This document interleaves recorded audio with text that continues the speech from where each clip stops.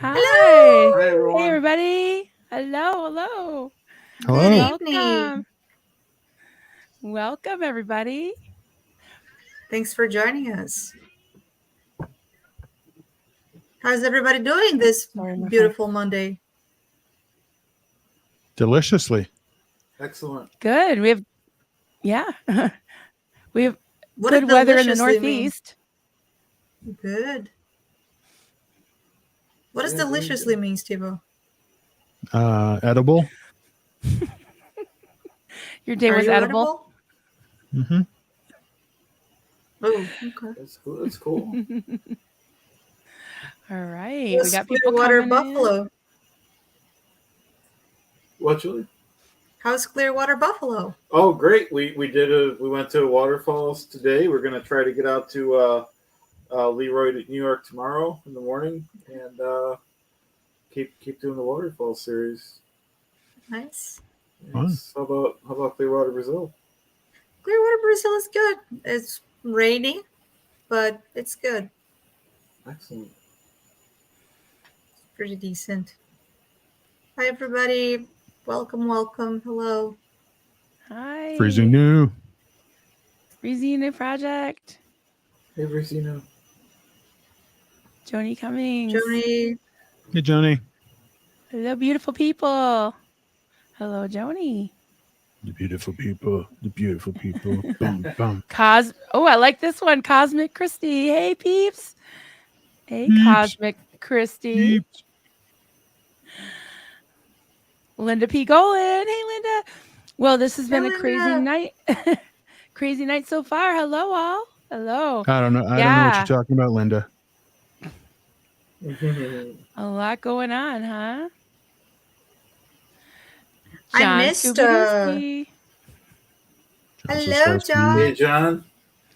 From Northeast Pennsylvania, Team Mike. Yes. Yes, indeed. Team Mike, yeah. Team Mike. Yeah, it was an amazing night. Just want to point out, John, some of the rest of us like hats too. That's all I'm saying. Oh, poor John. He spread so thin. He started. So I don't know how he could send all that as well. I know. Speaking of John, though, Chad, is Gumby still attached to his cardboard? Yeah, I thought about that. I'll take it next time. Yeah. We're gonna need to see that happen tonight. Yeah. I wish I could pass these to you. Yeah, I released mine. I'll do it tonight because I do have to get up a lot because my back. So I will when I get up. I'll get the scissors. Yeah. Destiny Salazar. Hello, all you lovelies. Hello, lovely Destiny. Destiny. Great to see ya. John Sosowski. I'm starting to think Chad doesn't live in Florida. Oh, he lives in Clearwater, New York. Yep. Clearwater, Florida. What state of mind? Yeah, it's not a place, it's a state of mind. Yeah. It is indeed. Stephen Britton, good to see you. Remember my fax machine request. Oh, a crocheted fax. Yeah. No, I think he's been asking everybody to have old fax machines to save them. We're thinking he wants to throw them to him. All right, someone asked me to crochet one. No, I don't think so. I think he just. I don't think he wants. He'll explain probably. Okay, yeah, I'm sure. I'm thinking he wants to throw the fax machines on Dan's head. That was his name, Dan O'Connor's head, probably. Dan O'Connor. The great Dan O'Connor. Don't blame you at all. Freezing New Project, same here. It was good to see Mike and Christy. Yep. Yes, it was amazing. Yeah, he looked so good and sounded so good.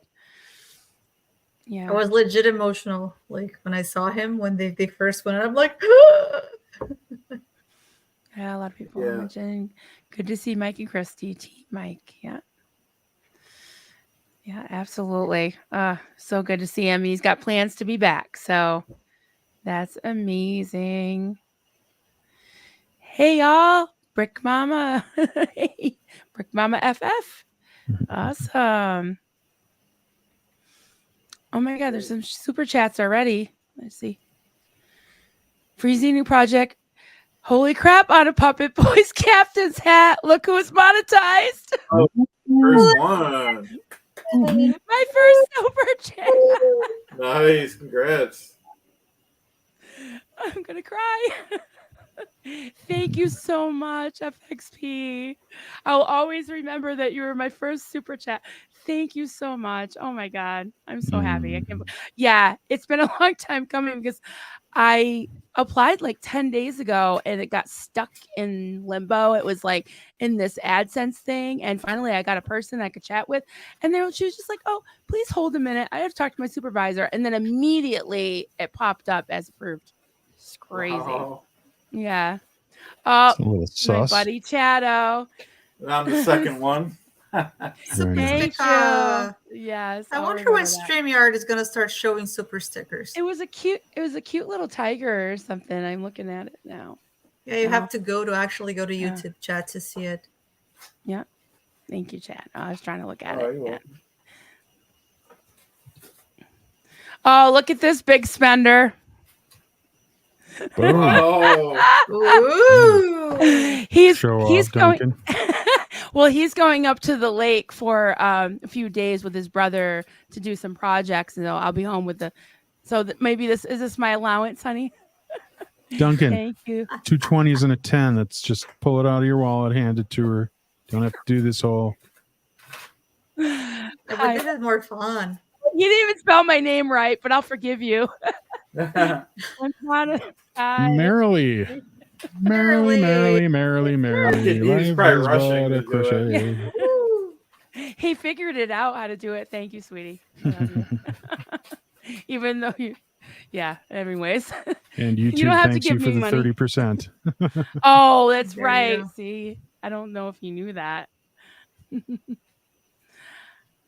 John Sostowski, I don't want Julianne to feel left out of the fun toys.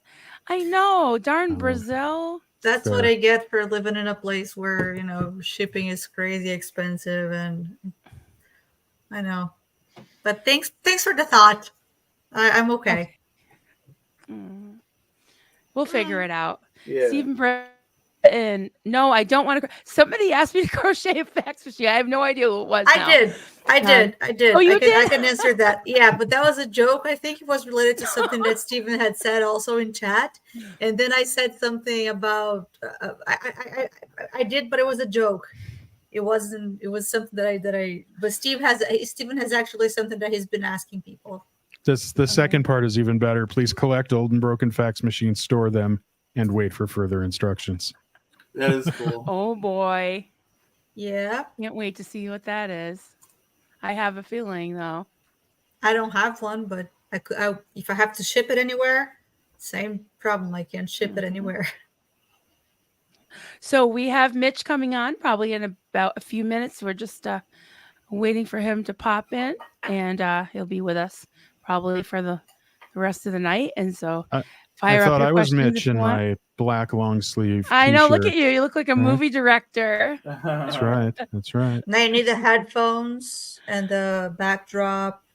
I know. I don't have that cool backdrop. I changed to red to kind of get close, but I can't do. Yeah, I need a awesome Mitch-like background. Cece's comfort cooking. Hi. Hello. Hi, Cece. Hey, Cece. Hello. Good to see you. I do really want to see a collaboration with Sin and Cece. That could be like a show. Cece and Sin. Yeah, I love that. Cindy was talking about that earlier today on the pre. Iron SPTV chef or something, and they're just both going in. Yeah, cookie. Yeah, that'd be fun. Joni Cummings, I was Mitch's first super chat. That's awesome. Very cool. And I think Cassie Isaac might have been Liz, because Liz, Gail, and Mitch got monetized last week, and I was still waiting. I was like, "Oh, I'm not important." But then, today I got my monetization. So, I feel good company. Great timing. If Cassie is in the chat tonight, I do want to apologize. Earlier, I forget if it was Aaron's chat or if it was Mike's chat, but Goldie had said, "I wish I knew how to spell Cassie's name," and I responded, "Goldie, it's Cassie with an ass." And so I apologize if it was taken wrong. It was meant in the most sweet and innocent of ways, but I apologize if that was taken incorrectly. So Thank you for clarifying that, Steve-O. yes. We'll forgive it this time, Steve-O. You are Okay, very sweet. I appreciate that. Thank you. You are very sweet. No. So, just going down. On Hot on Fire. It's going to be tomorrow before I'm caught up with all the SPTV content that came out today. I know. Just catching Jenna Miscavige's Q&A with Aaron on 2X. Oh. Yeah, that was I that was missed awesome too. I missed Aaron and Reese. I just thought they were wearing funny hats. Yeah. But I'm gonna have to go back and watch that. Yeah. Yeah, they were on for about an hour, I think. They kind of like squeezed in between a couple of Right. It's been a busy day, yeah. Mm-hmm. Freezing a project. I'm good. Had family here over the weekend, so I've been in and out, so haven't seen much of SPTV. You missed a lot. Yeah, it's a lot today. Yep. This weekend's been nuts. Yep. Maybe tomorrow, when all the folks go back to work, it'll quiet down a little. Usually Tuesday, I think it's quieter. It's a holiday. It's a holiday for you guys. That's right. Yeah. I was busy this weekend too, so I'm I missed a lot too, I guess. You want to read this, Steve-O? From You Joel. got that radio voice. You got that radio voice. He does. It's like a radio The thing. time is now. The wait is over. It's Monday Night Live with the beautiful Juliana and Marilyn, Chad the Godfather, and the voice. Oh, shucks. Denver Steve-O. Tonight's special guest, Mitch Brisker. Away we go. Right. Yay. Good job. Good job. Very good. Thank you. Freezing new project. I'm doing Fantastimalicious. Did I say it right? Steve-O said he was doing delicious. Fantastimalicious. Something. Fantasmalicious. Yeah. Yeah. There you go. Like One a of those. ghost. Phantasmlicious, yes. Like licking a ghost. Like delicious like a ghost. I don't know. Roxy Olameda. Hey, Denver Steve-O and gang. Serge Roxy! and Liz. Hey, Roxy. Serge and Liz are having a live stream at the same time. Gotta go. Just wanted to say hi. Well, thank you for stopping in. Thanks for stopping Thank by. you. Thank you so much. Yeah, I'm definitely going to catch that. Too much replay. SPTV. I know. I love Too little Serge and time. Liz. I love me some Liz Ferris too. That's for sure. That's Oh, is it Denise that Liz? Salzar. Yeah. Liz Ferris. Yeah. Oh. Yeah. Oh. I know. Isn't that great? We got two Liz's. Oh, I got to go. I know.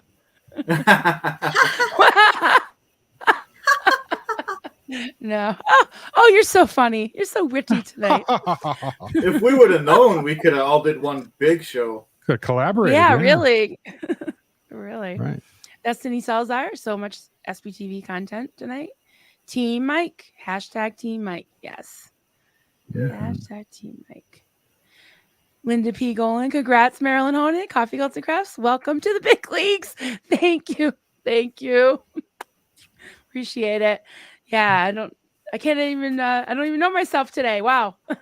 Thank you so much. Amazing. On Hata, on fire. We need a just the facts, Dan Amagurumi fax machine. There we go. The guy seen on Reese's group, somebody made a Photoshop copy, like a cover of a book, saying that just the fax stand, and then it was like a fax machine, and then it was Dan's picture coming out or in or whatever. I don't remember fax machines anymore. And then the fax machine was like on top of an ice cube with Reese inside. It's so good. Oh, that's It is funny. just so funny. good. Whoever created that. Wow, that is awesome. Yeah, I'm just laughing at the life-size elf on a shelf David Miscavige that is being mass produced as we speak. Yeah, love it. Oh, and a Reese's SP Apple Watch Amagurumi. Oh, Oh, is Yeah, that what records everybody? Yeah. yeah. I was gonna Love say it. something that David Miscavige there on Chad's hand. That's the real life size one. Yep. The one Verified that's being mass factor. produced now. It's a little bit bigger. I'd say. Right. Yeah, it's pretty generous. Yeah. Yeah. Where's the one that John sent Yeah, us? they're I think. Little multiplying, baby right? Davy. Little baby Tiny. Davy. Oh, Yeah. we got Yeah. 3 of them. About as big as my finger. Yeah. Right. Yeah. It's more realistic. Freezy new project. Proud to have been the first. Thank you so much. I'm so excited. That's great. FXP again. I like saying FXP. That's so cool. Question. So what? They just forgot to monetize you? Well, they have this thing that they say there's 3 steps when you get your stats in, when you get your, what do you call it? Your get your 2 hours in. When you have your 1,000 subscribers and your 4,000 hours, then it goes to step 2, which is this just basically should be a quick step, right, guys? Like that AdSense thing. It was stuck there for 10 days. Yeah. So I finally got to talk to a person on chat, and her name was Martha. She's my best friend now, and she just pushed it through. So yeah. Well, to be fair, they do say it can take up to 30 days. 30 days. Yeah. But Yeah. but from everybody we've heard, they said that it's usually fast. So Yeah, it's yours usually took a little way longer than a we day or expected because 2, other yeah. people were getting monetized at the same time. Yeah. Yeah, I thought it was because I live in the sticks. maybe. Cheers, Martha. That's not how the internet works. Thank you, I Marsha. see that Yeah, mug. I almost like called her that mug. Marsha. Martha. I like that mug, Yeah, it's a great mug. isn't it? I recommend it. Yes, it's a parody though. It's a parody. Everybody, stay calm. It's just a parody. It's not just what you It's think. just a show. Oh, wow. Just a show. And our coffee, it ain't no joke. Oh, And this, if you'd like to get your own parody troll mug, you can get it at kellycopter.com. There And you go. she's selling these. That's So, great. I didn't know here's- that. Some people have a very, very strange sense of humor, of what they think is humor or funny. I think if you're laughing at somebody else and the person is not laughing along, that's bullying. That's just my opinion. Yeah. But I mean, now this is funny. I don't care who you are. Yeah. This is funny. It is funny. I really Just have my- no opinion. Oh, it's just my humble opinion. That's all. Right, Julie? Yep. With a big H. I'm like, small I, small M, big H. Capital Hello. H. Yeah. My humble opinion. Hey, I think this is V. Vanessa. Vanessa. Here. Yeah, she said Yeah. so. The Graded Daughters of Dianetics. Hi, everyone. So excited to see you all on screen together. Love you, V. Vanessa V. here, sending so much love. Won't be in chat, but we'll be listening. XO. Met Mitch B last night, actually. Excited to hear the chat. Yes, I can't wait to ask him about that. He I went to the saw those premiere. pictures. Did you see those? Yeah. Those pictures are so picture was- awesome. I know. I got so jealous. They went to the premiere of Brothers Broken, which was the story of Jeff Levin and his brother Robbie. Mhm. And I actually was really lucky to get to see the sneak peek a few months ago. If you paid just a couple dollars, you could see it for like 48 hours. So I watched it like 3 times. But last night was the big premiere. So they went to that. Nice. And she has pictures of her, and I think Lara was there, and of course Jeff Levin and Mitch, and there's a really, really handsome picture of him next to those gorgeous ladies. Great Yeah. picture. Very Great cool. pictures. Yeah. Great pictures of the whole event. Apostate Alex. Whoa, Maryland's monetized. I know, is this crazy? Thank you. Thank you, sweetheart. I appreciate it. Really appreciate that. Cheers, Alex. Cheers, Alex. Oh, you got one of his. How many mugs do you have there? Several for the night. I know. So One I for was each thinking- occasion. I'm getting so many mugs. I don't have enough room in my cabinets anymore. I was thinking of maybe moving those. I've got these little black crates there. I was thinking of like lining up my mugs in here because it's Oh, coffee, yeah. Yeah. coffee, cults, and crafts. Yeah. Nice Mhm. mug, Denver. Is Right. that which one is that? Is that the Goldie one? The Goldie one, isn't it? Is it the Goldie one? Yes, but it's not this Goldie one. Nice. What does it say? Do what Goldie says, not what Goldie does. That's what it Yeah. says. But isn't Oh, it the same one? On the other side, it says SPTV, and then the SP is crossed out and says Goldie TV. Oh no, you have two. Same on both Okay. sides. Okay. You have two No. Goldie mugs there then. You must have been referring to this Goldie mug. Yeah, that Goldie mug. That's a Goldie Yeah. mug too. That's a Goldie It mug. is. It's Aw, Goldie aren't you TV so instead of sweet? SPTV. Although the Aren't Goldie you is orange. So apparently gold is a different color. Oh, it's goldenrod. It's goldenrod. I get it, Hey. Alex. Hey, I got it. Jackson. Who's that? Gary. Jackson! Question for the Morning. Fab Four. Can we do a live together this Wednesday? Sure. Absolutely. Why not? Ooh. Yeah. Ooh. Yeah. Awesome. Yeah. Send me a message, Gary, and we'll set it up. Yeah. And- You know, I usually Nice. have I usually have Xenu Nation on Wednesday nights, but if we have to do Oh, something, I forgot. Oh, if maybe we we have can. to if we have to make things move, we'll make things move. Yeah. Yeah. I mean, whatever you want so to we do. can do it. Yeah, absolutely. Yep. Yeah. And I sent you a package, Jackson. I hope you get it soon or have gotten it. But package. Yes. Oh, sorry. I was just hitting. No, Go ahead. that was me already here, but just because Jackson has All five of us. Sure. All Sure. the five of us. We can The Jackson Five. Yep. That's right. Jackson Oh, Five. yes. A, B, I am- C. It's the easiest one. I am going to take this opportunity to let everybody know that I am going to slowly and surely, but surely and soon, start taking a step back from the evening lives, from chat and from being here. So Boo. I probably won't be on Monday nights anymore in the future, but I'm still here. But so yeah, you can still do it this week, but I'm gonna have to cut down my evenings. So just letting you We'll know. miss you. We understand. But I will miss Oh, you you'll- too. you'll still be on Nerdy Bunch, right? Saturdays? Absolutely, and I'll still be Yay. available at other times, and I hopefully will be putting up content to my channel, and I'll still be around. I'm not going anywhere. I'm just gonna need to dial it down a little bit because I have other things going on right now. So, which is a good thing, I guess.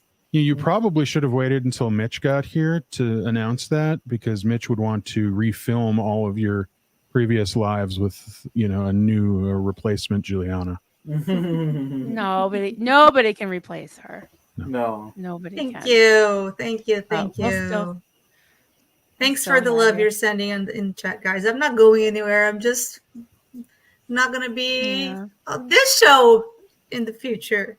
Well, not yet, but before daylight savings time is over in the US, because that's when it's gonna get really difficult for me, because it's gonna be too late for me.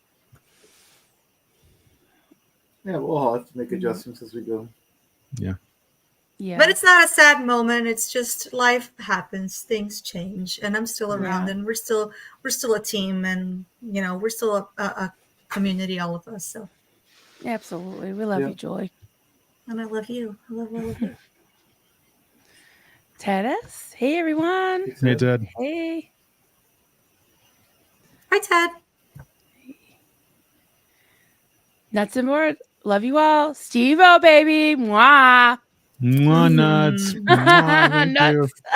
Oh, nuts. Yeah. Steve written. You wouldn't need to ship it, Juliana, but you would need to bring it with you. Okay. The fax fax machine. fax machine. Oh, that's so funny. So everybody out there, everybody who joined later, if you have an old, not especially if it's not working, right, fax machine, save it and wait for further instructions from Stephen Britton. Yes. Very, very mysterious. Which most likely involved Juliana flying around North and South America, picking them all up and dropping them Sounds off like it. either in Canada or probably Kansas City, but who knows? Probably on Den what's his name head? Den's head. Den, is it Den Connor or O'Connor? Or neither? Dan O'Connor. That Dan sounds familiar. O'Connor? Yeah, okay. I think That so. guy's head. Yeah. I got it, Yeah, I sweets. got it. Oh, I was gonna show it then. Oh, I blew it. I honestly, Jackson, I get so nervous when I send things because sometimes it gets lost in the boonies where I live. So I just wanted to make sure, but I'm glad you got it. I won't spoil the surprise. And go back to start. Oh,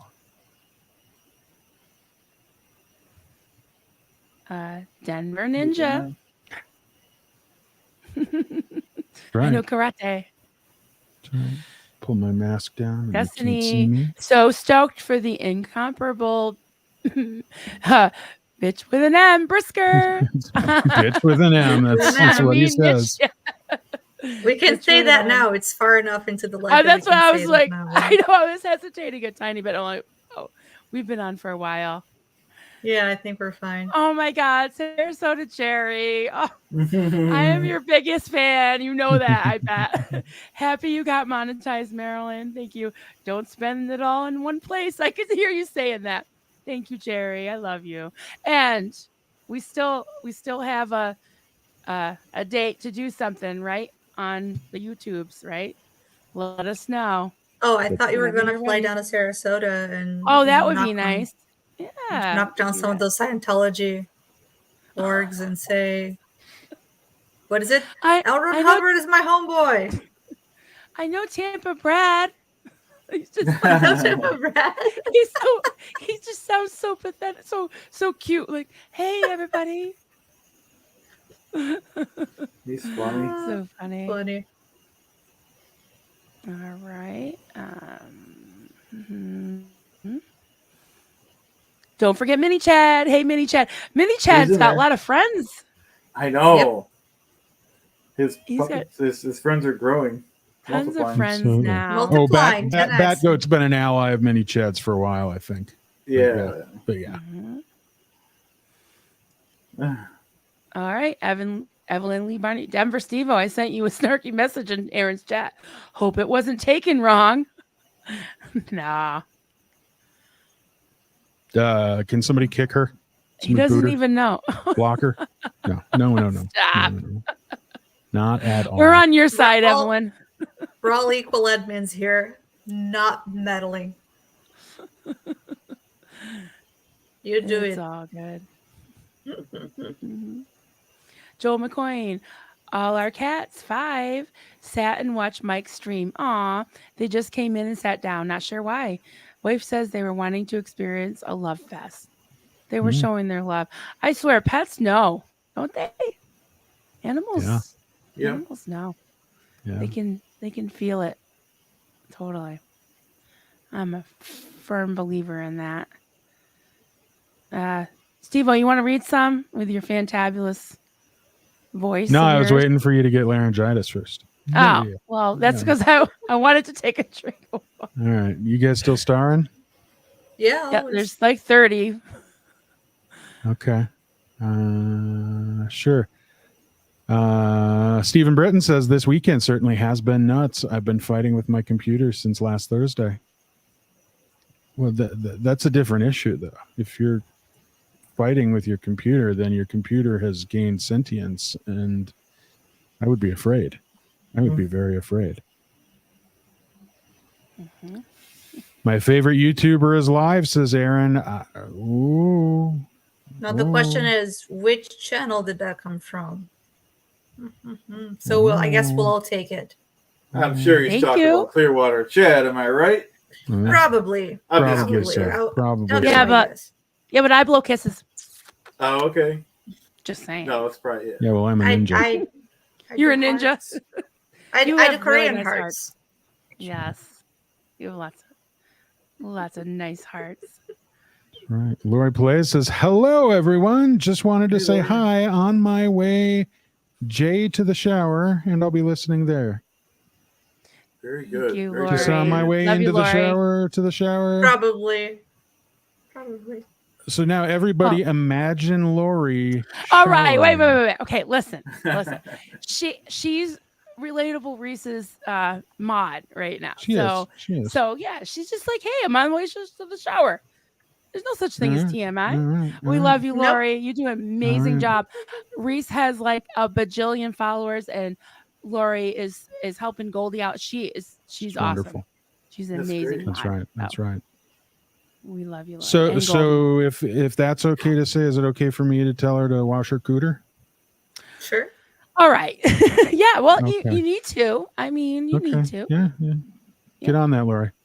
Duncan Honig says, funny thing about fax machines, we still use them in real estate. True. They're more secure than email and phone calls. That is very true. The medical field still uses them quite a bit. Like, I don't know that there's a good looking copy of a file anywhere because they just keep getting faxed back and forth to one another. So That's good. I didn't know that. yeah. And the only thing the only thing more secure than a fax machine is probably a typewriter. And I was just going to say, Steve-O, if anyone goes to any, not the lower grade attorneys, but the better attorneys, still have their assistants still use typewriters. Oh. Not as a main thing, but there's some documents that it's just easier to use a typewriter. Oh, very much so. Very much so. Yeah, a lot of those are pre-formulated and whatnot. Yeah. And pharmacies use them too. I didn't. That makes sense. Again, kind of a medical thing, a whole HIPAA issue. So sure. No, absolutely. I don't think that's true here. Oh, really? I've never seen a fax machine in forever, but I wouldn't know. I don't think I would. But Well, you don't have HIPAA. Interesting. You don't have HIPAA laws. we have something. Well, Apparently it doesn't require fax typewriter, machines. yeah. I just go Probably not. out of my way to notice about the typewriters whenever I see one, and I won't shut up until they talk about it. So wherever I am. Yeah, I don't think anybody uses them here anymore. Interesting. We're very Interest- weird interesting country. thing, yeah, that is. If you think about it, because we have electronic voting and you guys don't. Electronic voting? Voting. Oh yeah, that's those Dominion voting machines. Oh, don't get me started on those. Sorry, I'm kidding. Leanne says hi, all late again. That's okay. Hello. Maybe. Welcome. We're still here. Electric Boogaloo at Marilyn is like a phantom merging into the background. Yes, she Yes, is. I Look at am. that. She's blending in too. Yeah. She also mitched it Let up me- tonight. Do something here. Yeah. There you Definitely go. don't look like a movie Whoa. director like Steve-O and Mitch, but Whoa. There you we're go. back on the I like this. Wow, that's impressive. Joni watching on all Cummings four. watching on all four. Thank Thank you, you. Joni. Tony, it's so sweet of you. What she didn't say is she's watching me on all four. Probably. You're on all four. I would not be surprised. Can I put something up from somebody who's so sweet and fabulous? Goldie the Saint. The babies the are Saint. freshly. I can't talk. The babies are freshly bottled and sleeping with their big fat bellies at Freezy New Project. Her little foster kitties. Cheers, Goldie. Goldie, yeah. Hi, Goldie. Cheers, Goldie. You got to Let me take put both something Goldie. Shit. Can I put something up now? Yeah. Yes.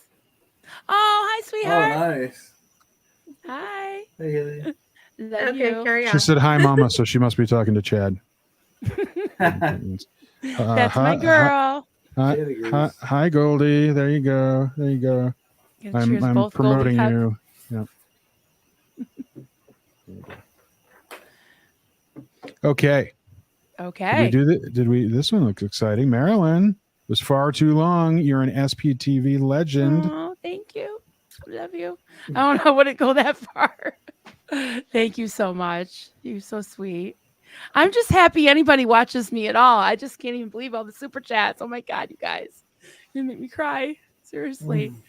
I'm just happy that you're all here. Really, really. And I have so much fun on my Sunday mornings with y'all too. Really, really cool. I'm just Kristen happy to says, be here. Marilyn, you should send Martha a Duke of Chug costume with a Mike bobblehead. Oh, if I can. I did do the survey though, and I sang the praises of Martha. She's the one that helped me get monetized. It was just like that. I'm like, really? Wow. Because I've heard so many horror stories about trying to get a person in YouTube. So I said, I'll try it. It worked. Can I Martha's a put saint something too. up? Yeah. I guess. Yeah. Just so we don't get too far behind, because I just Yeah. want to say hi to Karini because she said she's not staying. Hi. Hi, Karini. She Oh. says, Karini, hi, you have to everyone. stay.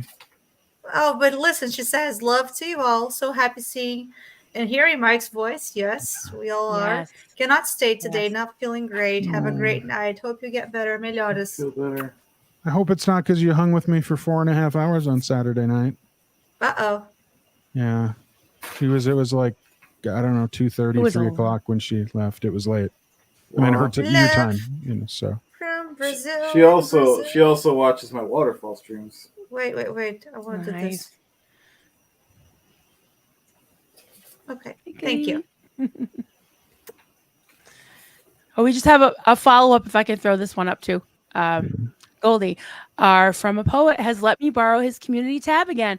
After this, go check out my latest foster kittens. Yay!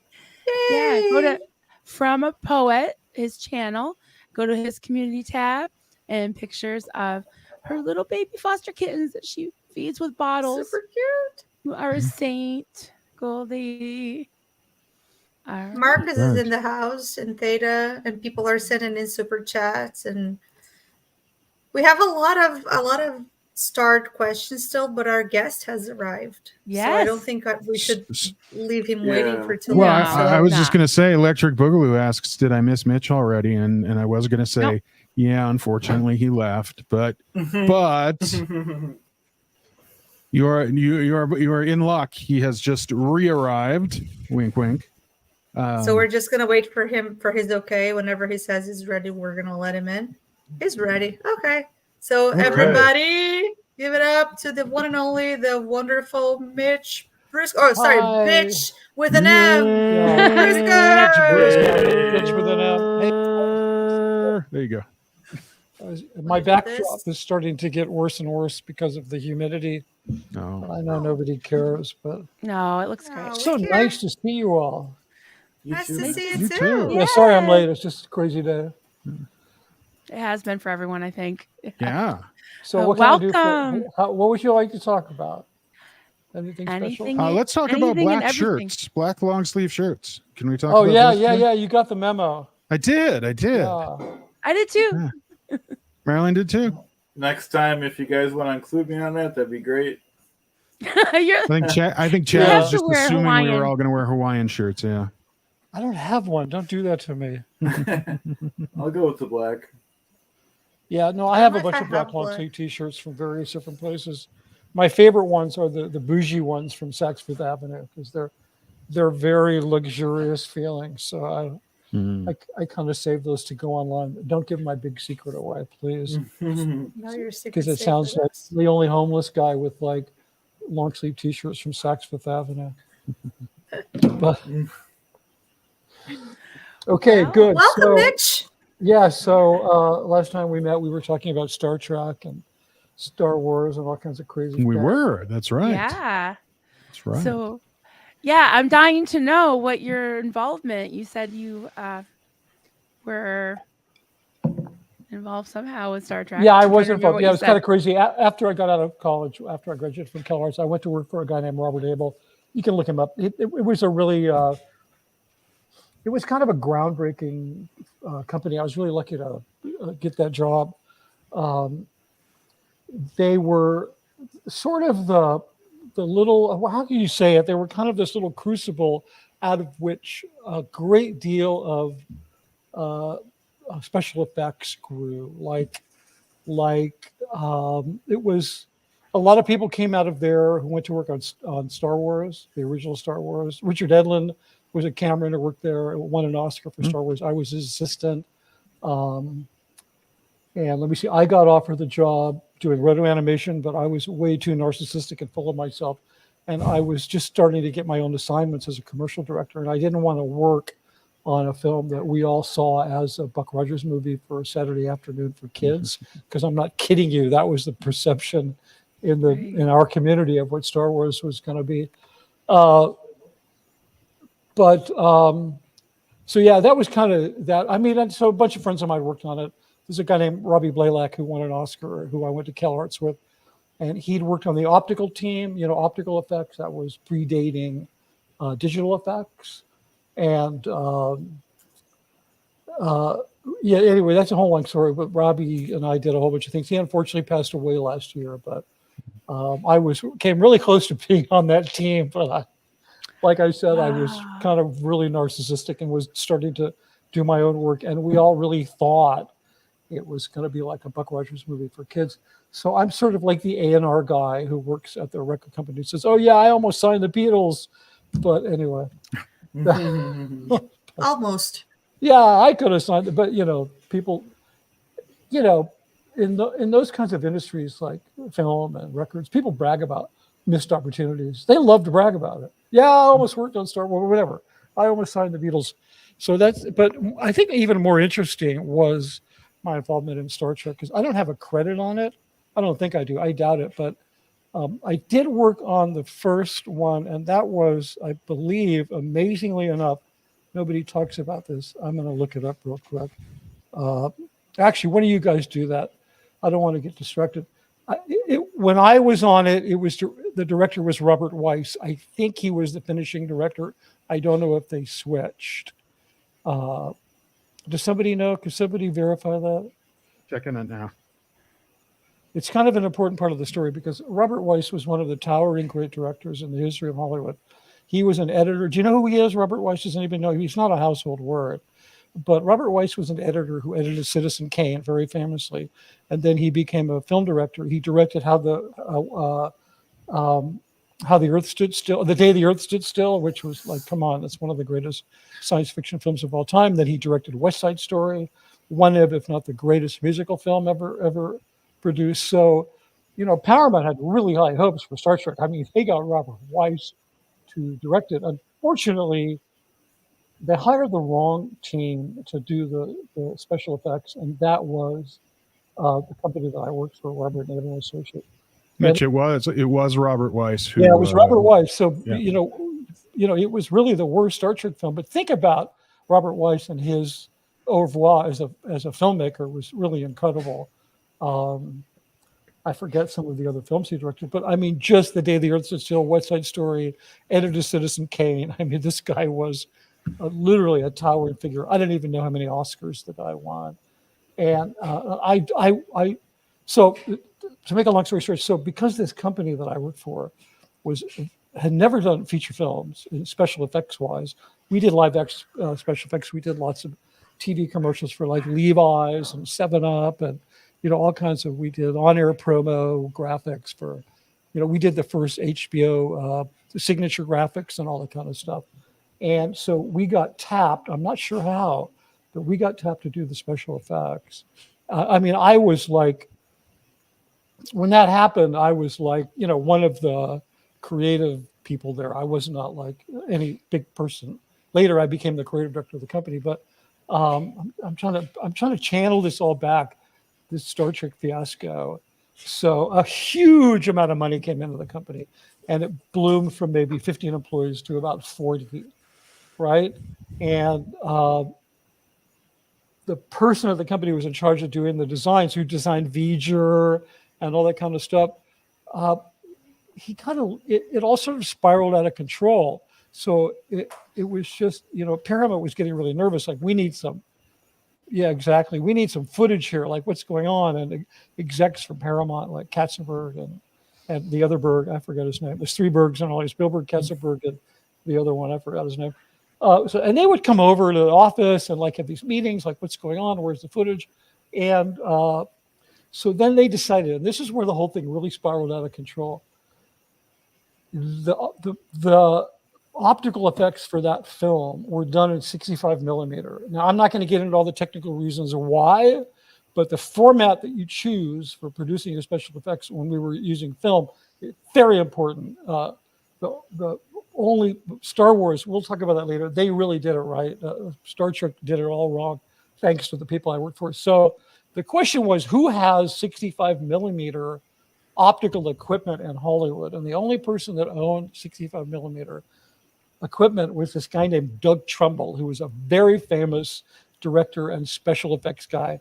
He directed Brainstorm, the film, and he did a whole bunch of like Oscar-winning special effects stuff. He died not too long ago. Doug Trumbull was a big guy.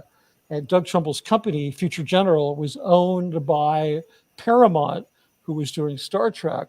The company I worked for needed 65 millimeter equipment to do the special effects with. So Paramount said, oh, we'll just take Doug Trumbull's equipment and we'll send it over to Robert Hamill Associates, which they did. This started an all-out war between these two companies. And the war resulted with the company I worked for being fired, and it resulted in Doug Trumbull getting all of his equipment back. And then he finished all the special effects. So it was really crazy. And then there was a massive exodus from the company I worked for. I stuck around and then got to play a very important role in that company until, eventually I got fired for something I didn't do. It's just like working for the Sea Org. But anyway, that was, it was a really crazy time. But, I got to meet Robert Weiss. I went with my boss, Robert Abel. One day we went over to Paramount to an editing room, and I could feel the friction, and that Weiss didn't really like Abel because of all the politics that was going on. And he just wanted to make his movie. And, I remember sitting there on a Moviola, analog editing machine with Robert Weiss. Oh my God, I was like 2 years out of film school. It was like went to the Vatican and I was like hanging with the Pope. It was like crazy because I was just like a totally starstruck, 28-year-old kid, 28-year-old young man. And, but yeah, that was fantastic. Meeting Robert Weiss was great. One of the highlights of that whole period. So yeah, that was pretty much the Star Trek fiasco. But I mean, I did a lot of like artwork and stuff, assistant work and stuff that, was then used in the film, but I don't think any of us got credit. So that was my big Star Trek thing. And the Star Wars thing was just, I passed on it. I was like, whatever. But I did have a lot of friends, like I said, that worked on it. And people don't realize that when the first Star Wars was made, that was all done in LA. There was no ILM up in, Lucasville, whatever it is, like, because he didn't hit yet. I mean, nobody wanted to make that film. The only reason that Fox made it, 20th Century Fox, is like, they saw what's the guy's name? Ralph McQuarrie, the guy. I think his name was McQuarrie. That he was the guy who did all the visualization illustrations. Yep. That's what sold that film to 20th Century Fox. And then they gave Lucas a really crappy deal, not a lot of money. And then he said, okay, but I want the right, you probably know this, it's a famous story. He said, well, I want the rights to sell T-shirts.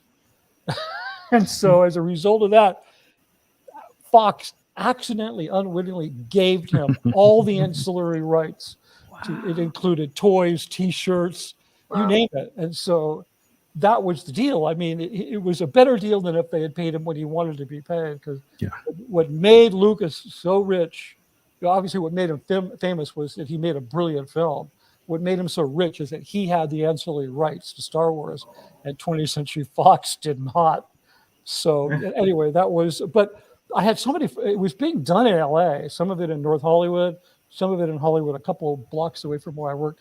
And so we used to hang out. I mean, I'd go visit my friends who were doing the model work, shooting the Death Star, and or my friend Robbie Blaylock, who was doing opticals. And we were like all hanging out. Like, even though I didn't take the job, I was still part of that culture of, designer film people who did, like what did we call ourselves? We would work in teams. There'd be like a programmer, technical director, and then a creative guy who would do designs and stuff. And we were all friends. A bunch of us had gone to Cal Arts together. And so yeah, I had friends that worked on that. So I got to see all that stuff being done, like all the model work, and obviously the big sets were shot in England at Pinewood Studios, like the interior of the Death Star and all that really cool stuff. But all the special effects stuff, Weston is getting really antsy. I'll let you outside, sweetie. All that really cool special effects stuff, like all the model work, was all done in Los Angeles. So that was really cool. Same thing. I got to let him out. No, go ahead. Okay, come on, let's go. Oh. Going out. Come on. Sweet Weston. Yeah.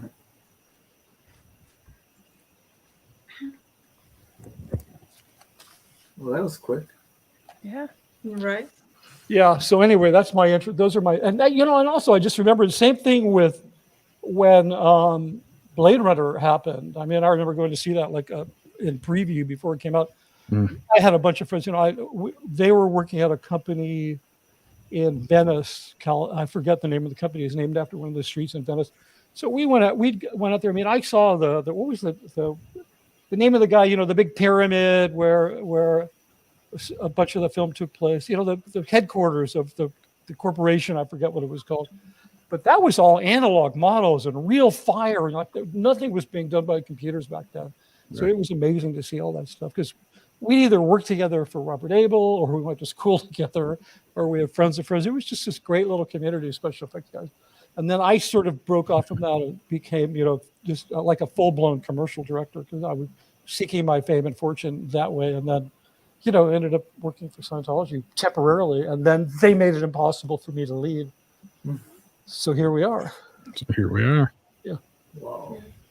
Mitch, I have an important question. Sure. The third trilogy. What's your opinion? Of Star Wars? Yeah. What was the name of that one? That was Episode 7, 8, and 9. Whatever Yeah, they're called. no, The Disney ones now. Oh no, I hate the new ones or whatever. I don't even pay attention to Star Wars anymore. Okay. Yeah, I'm cool, right? Right? Isn't that the right answer? Oh yeah, no, absolutely. I don't know if there is a right answer. It's just because there is absolutely we're talking a right about answer. the difference in production also from the original trilogy and the models and all the way that everything was done, and then everything's computerized nowadays. I have a feeling that I haven't seen episode 9, but I have a feeling that episode 7 was like a remake of episode 4, but with CG. Yeah, very likely. I mean, very likely. I mean, they did some upgrades on episode 4. I think they did a couple of major re-releases, right? Yep. Steve, you would know that. Yeah, no, they did. Yeah, they did. When they did this special edition stuff. Yeah, they would like redo some of the matte work and some of the they redid some stuff with opticals because it was the stuff was really, it dated really quickly. I mean, because I was part of this community that was really forging ahead trying to create this intersection between digital technology and analog film technology. I mean, when I went to work for Robert Abel, he had one of the things they did there was they built motion control systems, which nobody was using motion control systems. We had a guy there. We had a couple of students from Caltech who were like seniors. They were computer programmers. They did all the programming work. We had a guy in the machine shop named Alexander Peter. I'm trying to think of his name. British guy who raced Mini Coopers and built custom motion control systems. He'd come out of 2001. He made the motion control systems for Stanley Kubrick in England. He worked at that company. And then we had another guy named Con Pedersen, who was an American guy. He'd worked on 2001. And the very famous sequence, the Stargate sequence, where all that psychedelic light show. Yeah. So that was envisioned and invented by this guy, Con Pedersen, who worked with Robert Abel Associates, and the motion control system, which was called Slit Scan, which is what they named it. That was built by this guy, Peter Alexander, who worked in our machine shop. So I was like really lucky. I got out of college, I graduated from college, and the only job I could get was working for this wacky commercial company that also did graphics for TV.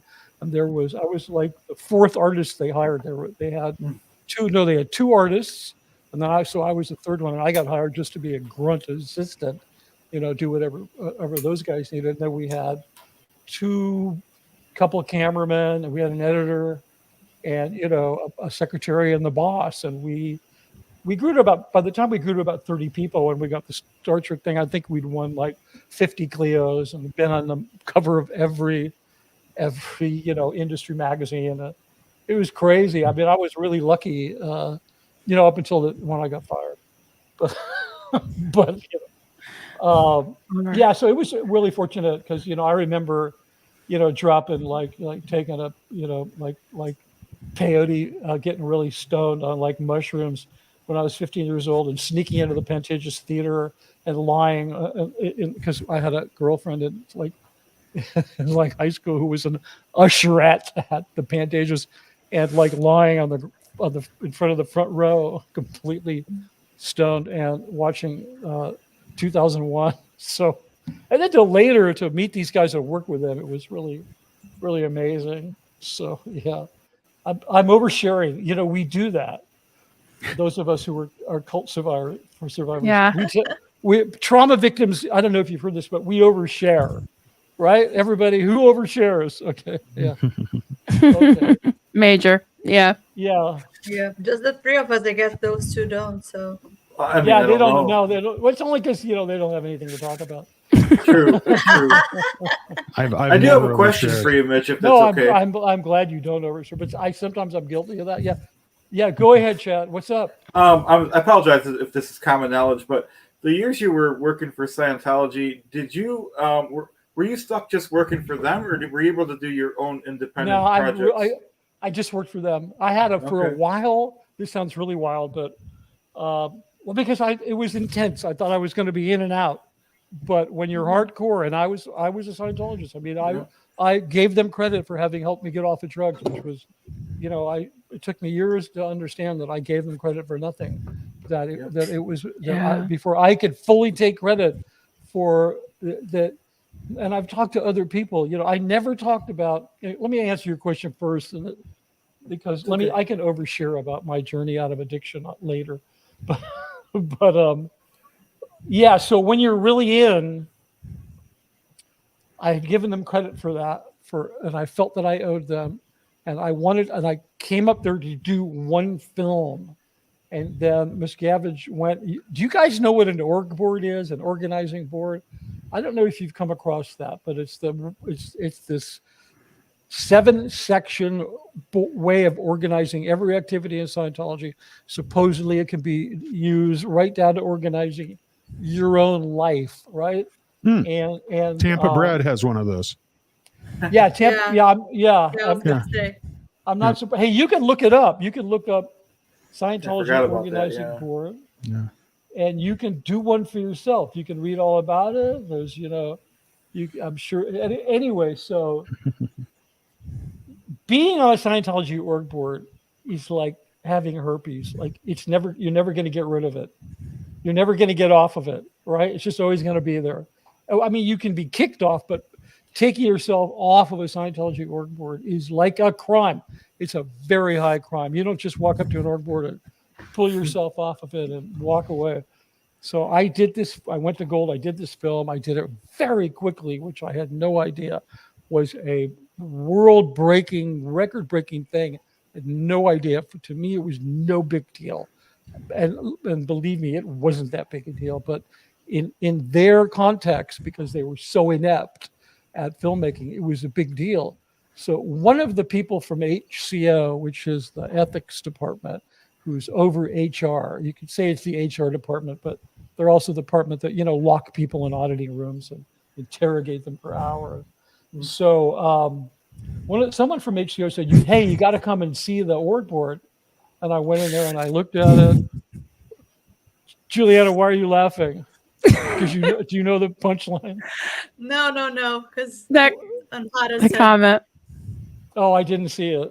I didn't. Someone make a short of the herpes quote, please. So somebody got to go back to this and make a short of that quote. I guess. Yeah, okay. I should have said. I think I got that from Eddie Murphy. I think that was the whole a good quote. One.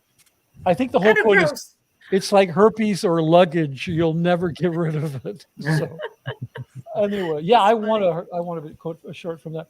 So I go into the building where the big org board is. And I look at the cine division, the film division, and at the top of it, there's the person in charge of the division. There's their name.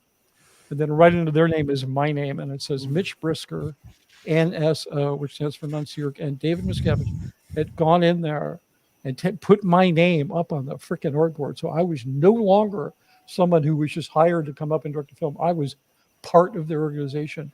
And he knew that Golden Era Productions would use the full weight of their pressure to make sure I did not get off that org board. And the only way I could have was to just leave, get in my car and leave Scientology, stop being, it was just, I'm just learning about the whole plot to bring me up there. I mean, I don't want to be like making myself seem more important because they plotted to get me up there, but it's really devious. Like I just spoke with an executive who's been out of there for years, who was the person that asked me to work on the Dianetics campaign with Jeff Hawkins, and that's how I got recognized by Miscavige. And she started filling me in on some of the details, that what the scene was before I went there, and the kind of machinations they were going through, to kind of get me up there. Because to me, it was just kind of like, hey, Mitch, would you like to make a film for us? It was kind of like a really pretty girl saying, I'd really love to go out on a date with you. But her intention was just to lock you in the basement and never let you out. So anyway, so it's a crazy story. Anything else? Great Mitch, answer. what was Lots of questions. what were the initials that you said there? They were next to your name. Oh yeah, NSO and Nancy And what does it stand Sam. for? It stands for non-Sea Org. Oh, That's okay. that's a NSO. term. That's a term. Like if somebody has a post, especially on an org board, occasionally it would happen, or was hired by the church or whatever.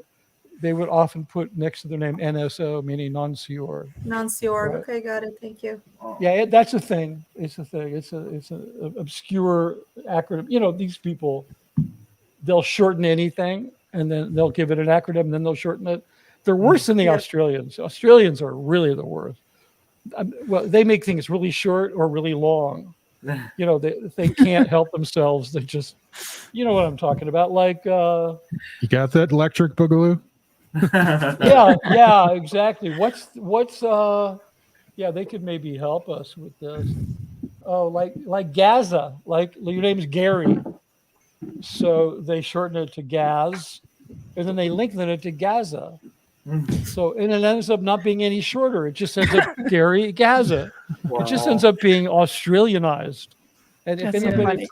from Australia wants to defend me on that, oh yeah, there's tons of those, and then they end up. It's kind of like the Australian version of Cockney, which is amazing. Like the word tawdry, right? That word tawdry. You know what it means? It's like a woman that's tawdry. Yeah. There used to be a shop in London in the 1800s and the Victorian times that sold women's underwear, and it was called St. Audrey's, and they shortened it down to tawdry. It's not shorter. Yeah. Yeah, it's not really, but it's more fun. Yeah. More fun. There It's you more go. fun. That's what Australians and Cockney people do. They make language way more fun. So we've got some questions and comments for you already. They've been coming in like crazy. Oh, and we've good. got some super chats. Some are for you and some are otherwise, but I just want to run through those and get to your questions too. So we got Destiny Salazar. Question, Mitch, what has been your most impactful experience since joining SPTV? There's so many of them. It's like there isn't even one. They just keep rolling out. Like there's one, there's another. Crazy things happen. Like Laura Anderson. I was being interviewed early on, and she just put a chat that, like her, was just like in your face, right? But she's very in your face. Hey, Mitch, you know my parents? I'm like, what? And then when I found out who her parents were, and I knew them for 30 years, and I couldn't believe that I knew people for 30 years, and they never mentioned that they had 2 children. And her parents are lovely people, and I knew them well, and I interacted with them. Mostly her mom, because she was in editing at Gold, and she was the librarian. And that sounds like a boring job, but every time, if you needed a piece of film, she was the one who would get it for you out of billions of hours of film. Is your cat okay, Juliana? Yeah, You sound like your cat just coughed up a fur ball. What the heck's going on there? No, it's just climbed on top of something. Oh yeah, they do that. I'll be back. Yeah. So Mitch, can I? Yeah, go ahead. I'm sorry. I There's was more just to say, that answer. Yeah, go ahead. I was just gonna say the least impactful was probably that stupid letter you got from Scientology, right? That actually, I was just gonna say, Meryl, that was the most impactful, because I did go, oh, I mean, it was momentarily triggering. I had to do some quick mental dance work to kind of deconstruct Yeah. that again because, boy, they really push your buttons and know how to. I mean, the entire thing was just intended to Yep. make me feel bad. It was Yeah. just like, it served no purpose whatsoever. Right. And she's back. It's the beautiful Juliana. Cats, everything's good. There you go. Yeah, Um, they slept all afternoon, so they might be a little bit like agitated now. So if I disappear or something, I may need to. yeah, no problem. So you And were talking I'm. about Laura. You had more to the story, and I interrupted right. you. I'm sorry. Oh, me? More to the story? About Laura and her parents, and Oh yeah, Gold. no, that was. Oh yeah, there's a little bit more. So then I became friends with Laura, and that brought back all these memories about the ranch where she grew up. You've heard her story Yes. because I'd forgotten all about it. The ranch is about 15 minutes from Gold. You've all heard the stories down a road. The Indians sometimes they shoot guns at you and stuff. Yeah. But I shot a couple of films there because it was a nice piece of land to shoot on, right? We built some sets out there. We built an African village out there. We did a bunch of stuff, which I found out later. They left the African village for months and months, and it rained on it. It got destroyed, and it was full of rattlesnakes and black widows. And they made the kids tear it apart. And when I found that out, oh my God, it just broke my heart. So I used to go out there to shoot, right? And the kids, I didn't know this. The kids all knew who I was. Their parents had told them.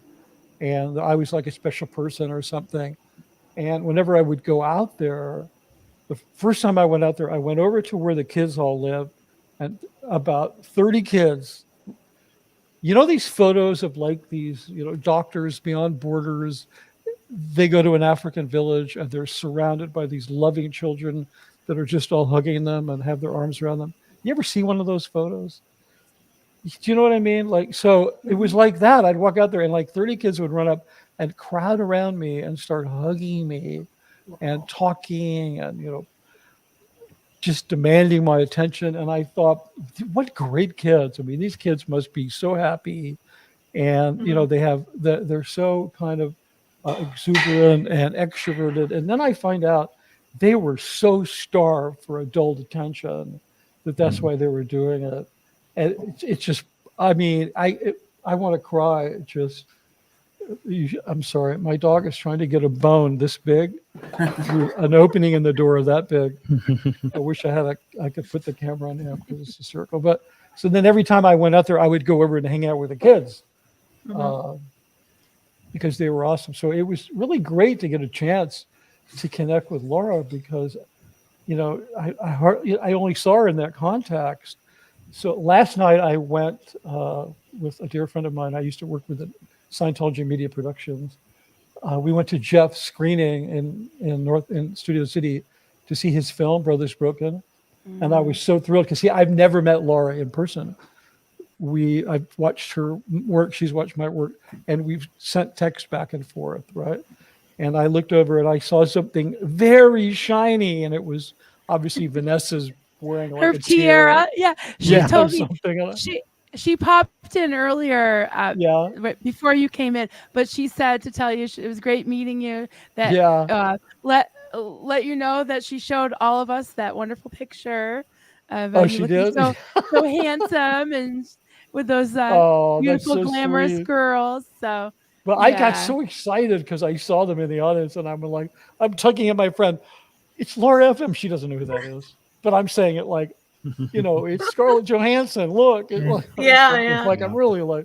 So yeah, it was great. It was great. I got to meet them, which is the rest of the story, and then I finally in person met Jeffrey Augustine and his lovely wife Karen, who had communicated with a lot. Obviously, we know a lot about you. Blah, blah, blah. So it was so great to give her a hug after all these years. And I was supposed to hate her. I mean, I consulted on because I didn't really work on a lot of the negative stuff. I mean, my job was to make Scientology and miscappers look good, not to make other people look bad. And a lot of people don't want to believe that. They think I'm just withholding information. It was a fact. So, but yeah. But I think What's that? I was gonna say I think there's something so healing when you say something like I was excited to meet this person I was supposed to hate because of whatever I did or whatever I was made to do while I was in the cult. You know, it makes me think of a couple of times that I've seen Mike Rinder with John Atack. You know, and Mike Yeah, was actually one yeah. of the people that was harassing John for many years, and nowadays they Well, I did. I mean, I did consult on, because I would be brought in because I was like the media person. So these hate sites and hate videos, they're media, right? So then I would, because I was busy. This was at S&P when that happened. I was busy working on like figuring out what the programming was going to be for the network, and figuring out the mission statement for the network and how it would be presented to the industry, and all this kind of stuff, right? That you would do for any client, not just an evil cult, right? And so, but there were hate sites going on then while I was doing that at S&P before it opened. There was one for Karen, there was one for Jesse Prince, there was one for Mark Fisher. So I was asked to consult on these things, and the information was so distasteful that it really turned me off. I was like, why? I don't care who they were, and it was just. I always felt kind of guilty, just because I was cleaning up language and trying to figure out ways to make it more impactful, and so I could just get back to my job, right? Because that wasn't my job. But I especially felt bad about the one with Karen. I did speak with her on the phone maybe a year and a half ago, but like I said, I just met her last night, and I said, "Hey, Karen, I want to apologize to you because I worked on this site." She said, "There's a site? I never saw it." So Wow. so she's like, "Oh, okay." oh, good for her. Yeah, she's like, whatever. And she didn't even care what it said, but it was pretty disgusting. I know that Mark Fisher knew all about his. One of the reasons I was eager to go on with Mark is because I'd spent so many hours listening to David Miscavige trash talk Mark. He hated Mark probably more than anybody. So I really wanted to appear with him, just, to make that statement. So, yeah, that worked out. But, yeah, I kind of lost my Vanessa train of Vanessa thought. came back here and she said she has a message for you here, Mitch. That's so sweet. I'm so sorry I didn't get on in time to see her. Here she She's is. even prettier back. in person, I have to say. She's back. She's back right now. She's Oh, I didn't say that. yeah, she's back. We had so much fun meeting you, Mitch, and hearing that you had a Oh, ponytail. It was no, too funny. no, Vanessa. no. All right, you got to explain that one. Come on. That would have been Laura would have told the story, because when I told you when I would go at the ranch and see the kids, I had long hair and I pulled it back into a ponytail. I have this picture. I don't know. Maybe I could find it. I actually, they stuck me on the cover of Celebrity Magazine, which I didn't really deserve it. But, CC, they loved me because I was like CC Public and blah, blah, blah. And I wonder if I still have it here. Now, anyway, the photo of me on the cover of Celebrity Magazine, you can't see the ponytail, but you can kind of, if I said I had a ponytail, then you go, oh, okay. But yeah, it's one of those things I have to live down. I'll tell you, I'll find a photo of me with it. And It's quite directory of you. Sorry? Quite directory of you. That's exactly right, Steve-O. And it was like such a cliche that, I was like, one day my hairdresser said, I think we should just shave it all off. And I said, you're so right. And so I said, yeah, I'm done. I'm totally done. And I was losing my hair, and I just, whatever. So, but I've managed to pull it off. So yeah, I didn't want to be one of those guys that had a ponytail that was kind of like a comb over, so, like no way, I'm never going to be that guy. So that's so funny. Where'd she go? Is she coming on, or is she just in the chat? Oh, she's in the chat. I mean, Okay, she could fine. come on.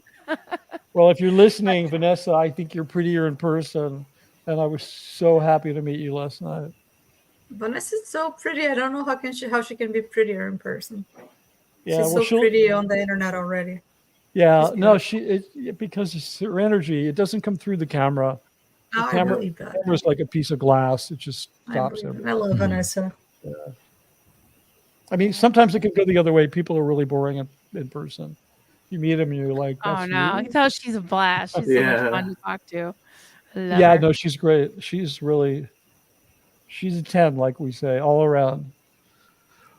And anyway, so the show was great, by the way. The screening last night was very successful. There was a good crowd. They did the Q&A. And for me, Nice. it was really important because I got to meet those people. I mean, I've seen that film like 10 times because I gave Jeff some editing notes while he was making it because he asked me to. He sent me a copy, and I probably saw that thing like 10 times. So, but it's an amazing film.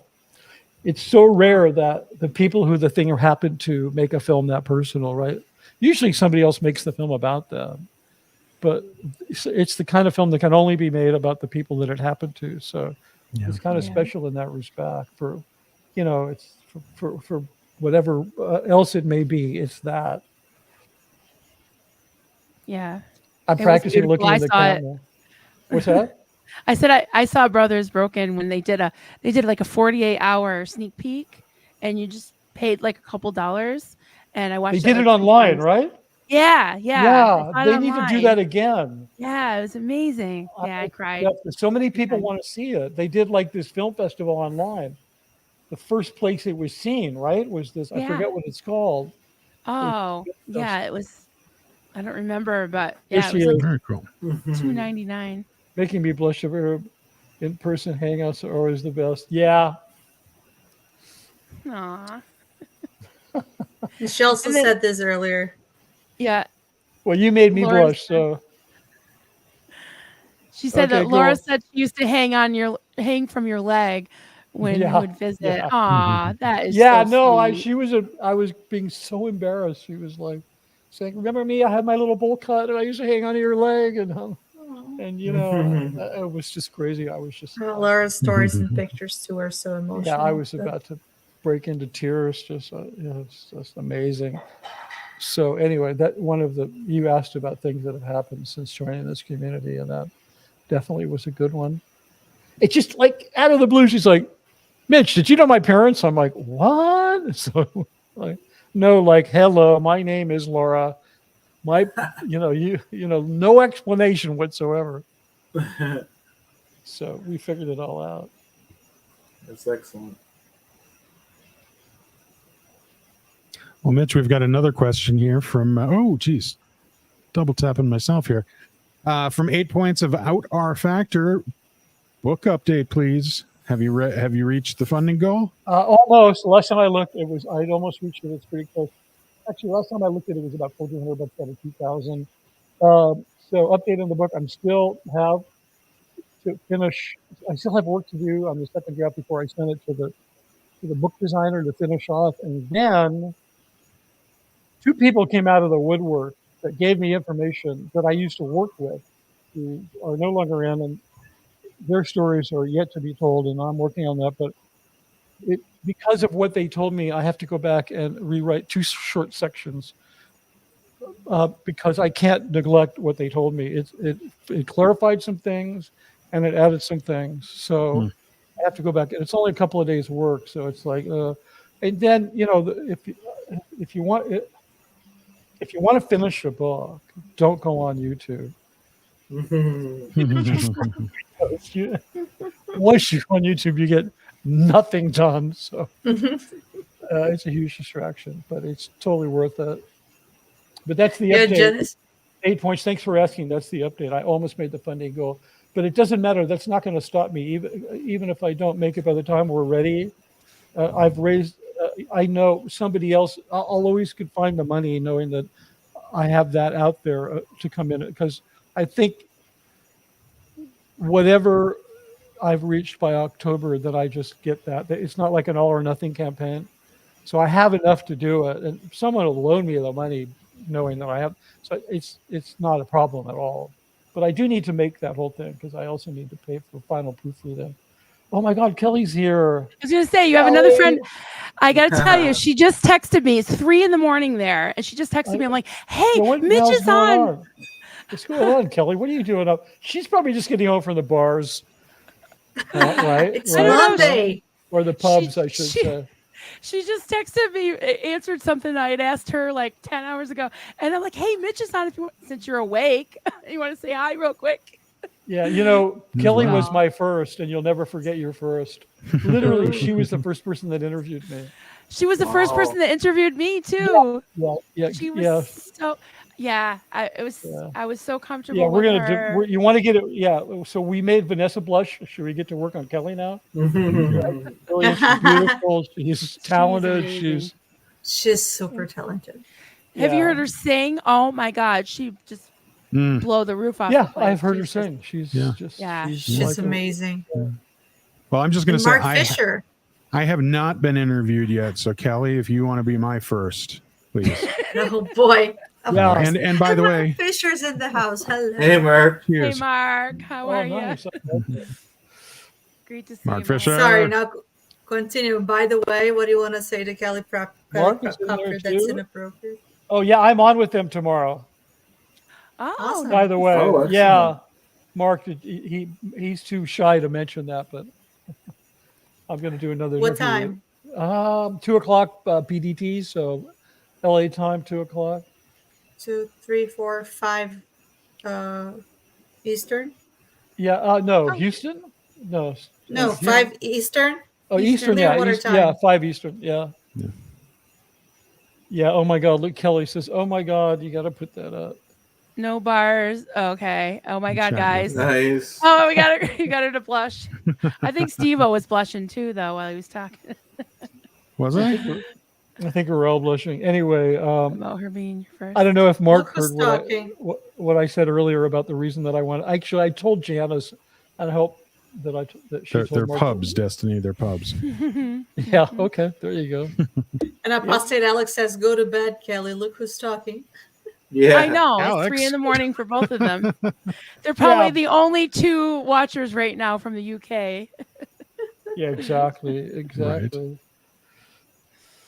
So, Although I yeah. don't know what time it is in Australia, but we've got at least a couple of Australians in here Oh, too. it's So morning. They're just having Yeah. coffee Oh, and Lunch. yeah, a piece of cake. They're just they're at Starbucks. a little Vegemite. Yeah. Yeah.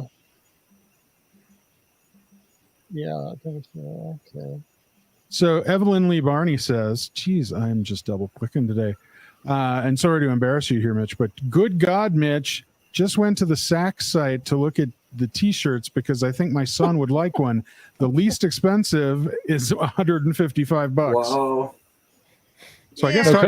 talk about bougie. Well, now you wonder why I'm broke. So, Fair. no, I bought Fair. them on sale when they were less than $120, and I have, believe it or not, I have about 5 or 6 of them, and I bought them like 8 years ago when I was rolling in dough. Okay, today I can't even afford to get them dry clean. Okay, like thank God YouTube isn't smell-o-vision, because if you could smell my t-shirts, you would just be completely grossed out. But yeah, they're expensive. I'm shocked that they're $155 now. They're really nice because they're like a really finely knit jersey, cotton jersey, and they're incredibly. I actually look like I'm fit, and I'm like fat and out of shape. So that's worth $120. Yeah. Anyway, yeah, there was a time 10 years ago when I could shop at places like actually because they were paying me decent money. But if you really love your son, you'll gift him with $150. Ooh, If you mic really- drop. I'm not making friends here. No, you're all good. Well, Yeah. Joni says, remember, we can't torture Mitch tonight. So you got at least one friend there. You can't? Yes. Apparently we can't torture you tonight. Oh. No. She said Can no you torture. tell my kids that? No. Yeah, okay. But Joni's never tortures me. She's like one of the She's a sweetest sweetheart. people I- Yeah, Sweet. she is. She's Yeah, very I mean- sweet. But yeah, thanks, Joni. Thanks, you got my back. So somebody asked me because I put the thing I did the little quiz on my community page. I thought I'd check it out, and I put Mexican food, maybe joking, maybe not. And a lot of people were like, "Yeah, I want to hear about Mexican food." And somebody said, "Do you cook Mexican food?" I do. It's a long story. I'm famous for huevos rancheros. A whole backstory on that. I love huevos. Yeah, and I because they're a very regional food. I mean, okay, here goes. I will be doing a video of me making huevos rancheros all the way from making salsa from scratch, making tortillas from scratch. And I'm going to do a video. We'll put it up because the first video I ever did was like during lockdown. I thought I'm going to make a video for social media. So I did like a 9x16 short, which was a juicing video, right? It was really funny. So yeah, I when I was a kid, it's a long story. I used to travel to Mexico a lot with my parents. I used to teach down there during the summer architecture and Mexican history, architecture history. And so between the ages of 8 and 16, I did a lot of trips to, like from Sinaloa, places in Sinaloa, Guadalajara, Acapulco, Mazatlan, Yucatan, a lot of time in Mexico City, Cuernavaca, Guadalajara, all these little villages like Valle del Bravo, Tosco. And so I love the food. I really, as a kid, they in these little Mexican villages, they're very safe. They're not like the stuff that you hear about Mexico. And I could wander around by myself, 8, 10 years old, and go to restaurants and get food. And I started to discover that you could order one thing in one place and the same thing in another place, and they were very different. And I discovered regional food. I never knew that there was such a thing. So literally anywhere you went in Mexico, the huevos was different. And so it became a kind of a thing like, oh, I wonder what the huevos is like here. So, anyway, so then by the time I got into college, that became how, you're on a weekend, you're with your friends and you're drinking and it's 4 a.m. and then everybody's hungry, right? And then you got to eat. Well, I was the guy who would make huevos rancheros for like 14 people. We'd have, tequila sunrises and huevos rancheros. I would do it down and dirty, like just get a tub of salsa and, just like, I'm not going to do the whole thing from scratch, right? Fair enough. Yeah, I mean, come on. There's times when you're not going to go and buy fresh vegetables and char them up and get the blender out and all that stuff. But I'm going to do that for you guys visually. So, but I became, and then on my resume for years, it had all my talents, and then at the bottom it always said huevos rancheros. So it just became a thing. So I'm going to do a video. I just have to find the time. I should finish the book first.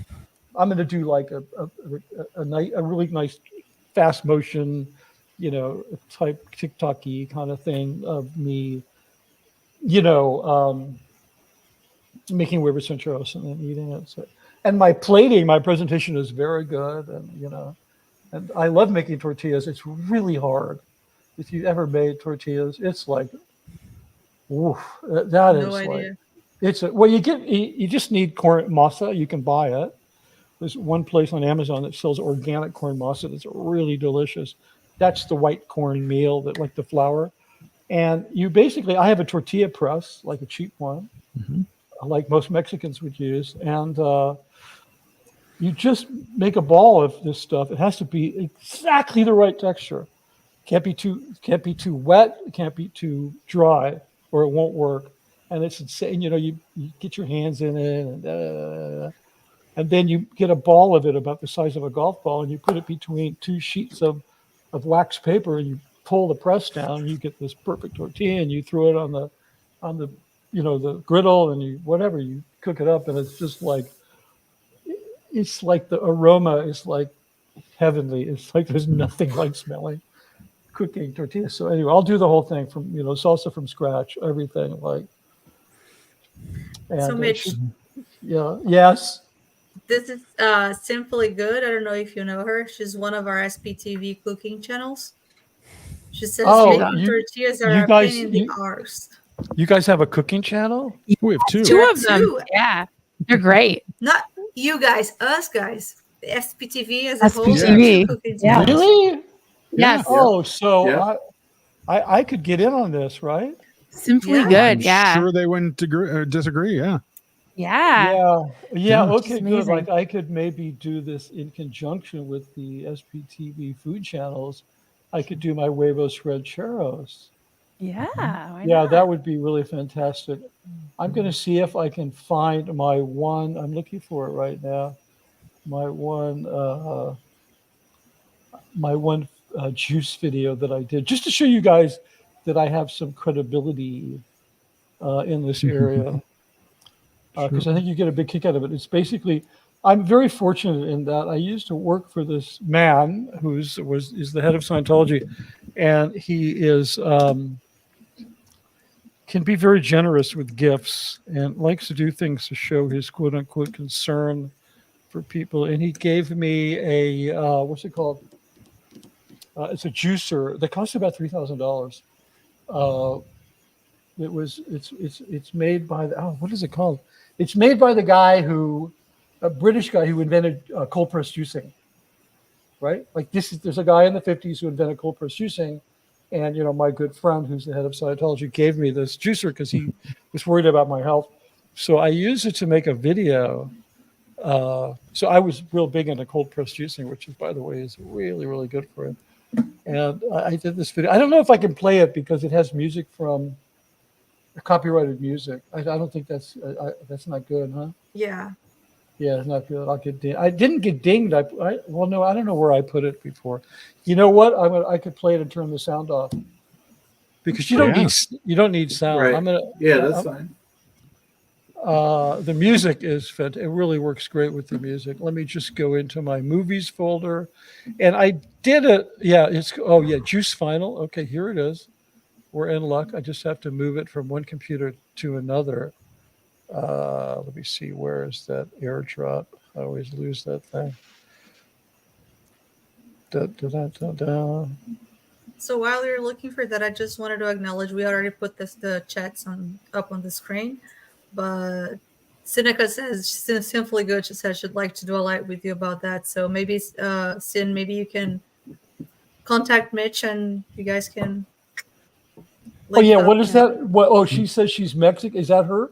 I'm Mexican. I can't make tortillas. Oh yeah. Put the one up. Put the one up you're talking about. I missed it. I just didn't want to go ahead and do your thing. She just said that I should love to. Oh darling, I would like to do a live with you making those. Yep. Yeah, I won't do it live. Well, I won't do it live. Nope, because But she says, "Come talk to me." Sometimes it's a total disaster. Okay. She's so much fun. She's a lot of fun to talk to. That you can just talk Maybe you guys should link up. Yeah, maybe that's a good reason to do it live. I'm going to order some more of this masa. I just threw one away because it was out of date. But I'm going to order more corn masa tonight so that I have some. We should hook up and we'll do this live. Yeah, that would be great to make tortillas. My kid who I live with, he's going to be fucking thrilled because he loves this shit. Like when the house fills full of that smell of corn masa cooking, it's like I can die here. She said, "Okay, Mitch, we can just talk about it." LOL. No, I have to. We have to actually. I'll set my phone up or a camera up in my kitchen, and we'll actually do it. It'll be hysterical. Yeah. I think I can do. Yeah, I can move my gear around. It's just I'll figure it out. We'll do it, or at least I'll shoot a video of me making tortillas so that I can get it right and edit it to get all the boring parts out, and then we can do like a reaction video to my making fixture. That works too. Absolutely. Yes. That might be a little bit better. You never know. No, I'm excited. Because I actually, there's a number of things I cook. I found a company in Sonoma up in the wine country in California that does what are called heirloom beans. Heirloom, the finest hand-picked. They make all different kind of beans, and they do pinto beans and black beans. Maybe a couple of bucks more a pound for theirs. Unbelievable. The most exquisite pinto beans. So, I do like refried beans, and I do I think my favorite, most complex thing to cook is enchiladas suizas, which is enchiladas made with a tomatillo sauce and cream. It's a tomatillo sauce cream sauce, and that's complicated because it takes half a day just to make the tomatillo sauce. So before you can even start to make the enchiladas. So. But this is, I really went to town on it during lockdown, like everybody else. I became a lockdown chef. One of these days I'll get this in here. Yeah, while Mitch is taking Oh. care of that, just a reminder to the 110 people that are viewing right now, hit that like button, and depending on what channel you are, swing on over to all 5 of our channels. Yeah, and click- open up some tabs, people. Yeah, get those like buttons clicked, and Yeah. subscribe if you haven't subscribed. Also, just a reminder, and it's probably we're already deep into this, but why don't you finish off watching the rest of the show from Juliana's channel? Juliana's looking for the watch hours here. Yeah, She's next on our list. So Yep. if you're on mine or Marilyn's or Chad's, swing on over and hang on Juliana's for the remainder of the show. But And yeah, I just In like the to thank description. I just like to thank everyone who sent me super chats tonight. We haven't gotten to read them, but thank you so much. I was monetized today, so I've got a bunch of little super Yay! chats. So thank you, everybody. I'm so excited. Well, you Thanks. deserve it. I mean, I Thank think you. you've created added on with your craft of like what do they call it, like value added stuff to other Thank you people's so stuff much. that's helped them to get monetized. So Thank you, there's, Lori. like I always say, It's karma great. doesn't matter if you believe in karma, but you have good karma. Thank you so much. Look at Chad's heart. Chad's heart. I love Chad's heart. Chad's hard. Freezing the That- Project says, Mitch, I hope your back feels better soon. How did you know my back was effed up? I don't know. FXP. Did I you must mention Maybe I it? said mentioned it. something. I might have mentioned it. I've had a bad back since I think I really did some stupid shit in my 20s in terms of like wiping out skiing and other things like that. So Thank you, It's just Joni. like- You're so sweet. I live with it. Okay, I'm going to show my juice video, Okay. but I have to figure out how to mute it. So don't let this play. Okay. Let me see. Okay. I think if you just share, I think we still have to add it to the stream. Yeah. Okay. There it is. I'm adding it to this. I'm adding it. It's not going to automatically go in, but. Okay. So let me see if so- I can. Yeah, no, I can turn the sound all the way off. Okay, the sound is now. Okay. all the way up. Here- Okay. Yeah, can All you right. let that in? I don't know that Yep. I can do it. Yeah, Yeah, I can you do got it. to see the beginning. No, back it up. You got. Only I can do that. Here it is from No, the I can- beginning. Okay. Oh, wait a minute. But there's music. There's music. There's music. Oh shoot, no, Okay, but I there's not anymore? completely I muted it. There you go. There we go. Okay, here we go. Yeah.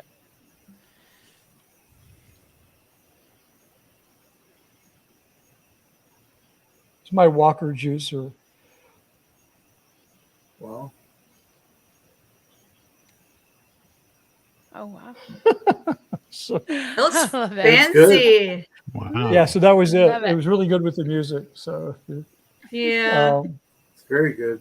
yeah, So so that that we was can my play with my the music. first, and it was really funny because when I did that, my younger son, who's a film editor, he was working for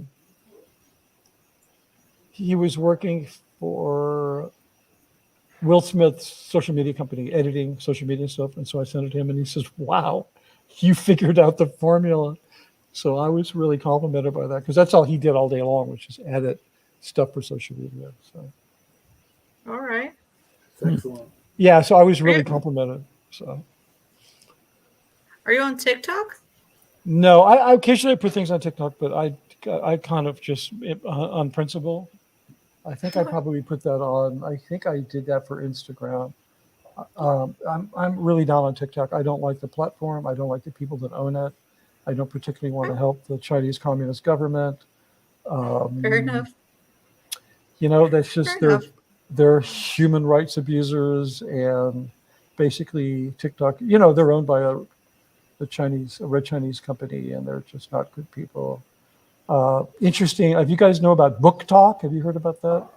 Yeah, No. I've heard about that from Liz Gale, but briefly. Yeah, but basically Book Talk is a kind of a new feature of TikTok. There are a huge number of authors who have sold mostly fantasy and romance books, like self-published authors. And there's such an active part of TikTok, and these creators have made so much money that, of course, TikTok says, how can we cash in on some of this? So they've started a publishing company. The parent company of TikTok will now publish your book, which means it's just another way of ripping people off. So it's like, because they're not going to give people good deals. Like you're much better off publishing your book through Amazon. Not that they're that great, but it's it's good, and just publishing it however you self-publish and then putting it on TikTok. But you can do this thing now where you can publish it through TikTok's publishing company, and then obviously they'll make sure that they game the system for you so that you get lots of promotion. So I'm not supporting it. I'll put my book on there when it's published. And I mean, the most help I've gotten is from I started making shorts. And by the way, if you don't know it, I was really not that I have that many users, but I did get monetized in 28 days. That's really good. It's not a record. I think Reese broke the world record. I heard she monetized in 2 days, which it's hard for me to believe that that's even possible. Yeah, 48 hours. Yeah, that's really hard to believe. That I mean, yeah, but you can't do that on your own. You need major fucking support. You need so but we're not going to talk about that. But anyway, but the thing that really helped push me over the past that, right? And I guess I'm at 2.75 subscribers now, and it took me 28 days to get 4K watch hours. It took me 4 more days to double it again and get another 4K. The thing that put it over the top is I started doing shorts. The first couple of videos I did, I went through and I pulled a bunch of shorts, and then I'm still looking through my interviews for little quick statements. And as soon as I did that, I looked at the analytics, and all of a sudden, 40% of the people that found my channel were from shorts. So it's wow. Yep, I found the same thing. Yep. Yeah, you know what I'm talking about. The shorts is phenomenal. Plus, YouTube, from what I understand from the research I've done right now, that recently they changed the algorithm to help boost small channels, because it's not good for YouTube if they slowly morph into this where there's 10 channels that all have over 15 million views, and that's how they make all their money. Right. You get what I'm saying? They don't want that, because eventually that'll put them out of business. So now they kind of re-rigged the whole thing to if you're a little teeny channel and somebody watches one of your shorts and then watches another, they instantly recognize that and go, oh, cool. And they start throwing your shit out there, because they figure if your stuff is good enough for someone to then watch something else. Have you heard about this? Have you been tracking with this, as we say in Scientology? A little bit. Tracking. Yeah. Not for me, not to that level, but what I've been when I do a live, on the road, if I do a waterfalls series, I'll do the live, I'll do a video, and I'll do a short. I'll try to do that every day. Yeah, that's incredibly helpful. Okay, just a quick warning. I have an 8 o'clock hard out. So, and if it wasn't for that, I'd probably end up doing one of these 3-hour marathons with you guys. 4 hours, 5 hours. Yeah. Yeah. Whatever. Wait, I have another. We're happy to have you that long. Get through Mitch's comments and questions. Yeah, let's do it. Well, then we should probably hit this one, which I don't know what it means, but Joni says, that reminds me, at Mitch Brisker, there was a story I was to remind you to tell one of your stories. Yeah, well, as a trauma survivor, I don't have that much, memory functioning to remember what that was. There was I remember that what I remember, Joni? I remember telling you to remind me to tell a story. That's all I remember. So I'm sure but thanks, Joni. I'm sure it'll come back. Very good. Question, Mitch. Do you need an external mixer for that Rode mic? If so, what do you use? I don't use a mixer. I absolutely use a. Obviously, you need a USB interface, which should have a good preamp in it. That's the most important thing. The other day I was on with Aaron. He has the industry standard Shure. I think you're using that, Steve-O. You have that. What is that number on that mic? Oh, he's got the USB version. I've got the one. I've got an external preamp here. Yeah, so if you're using an XLR, I have Aaron's mic. Yeah, and it's an XLR mic, right?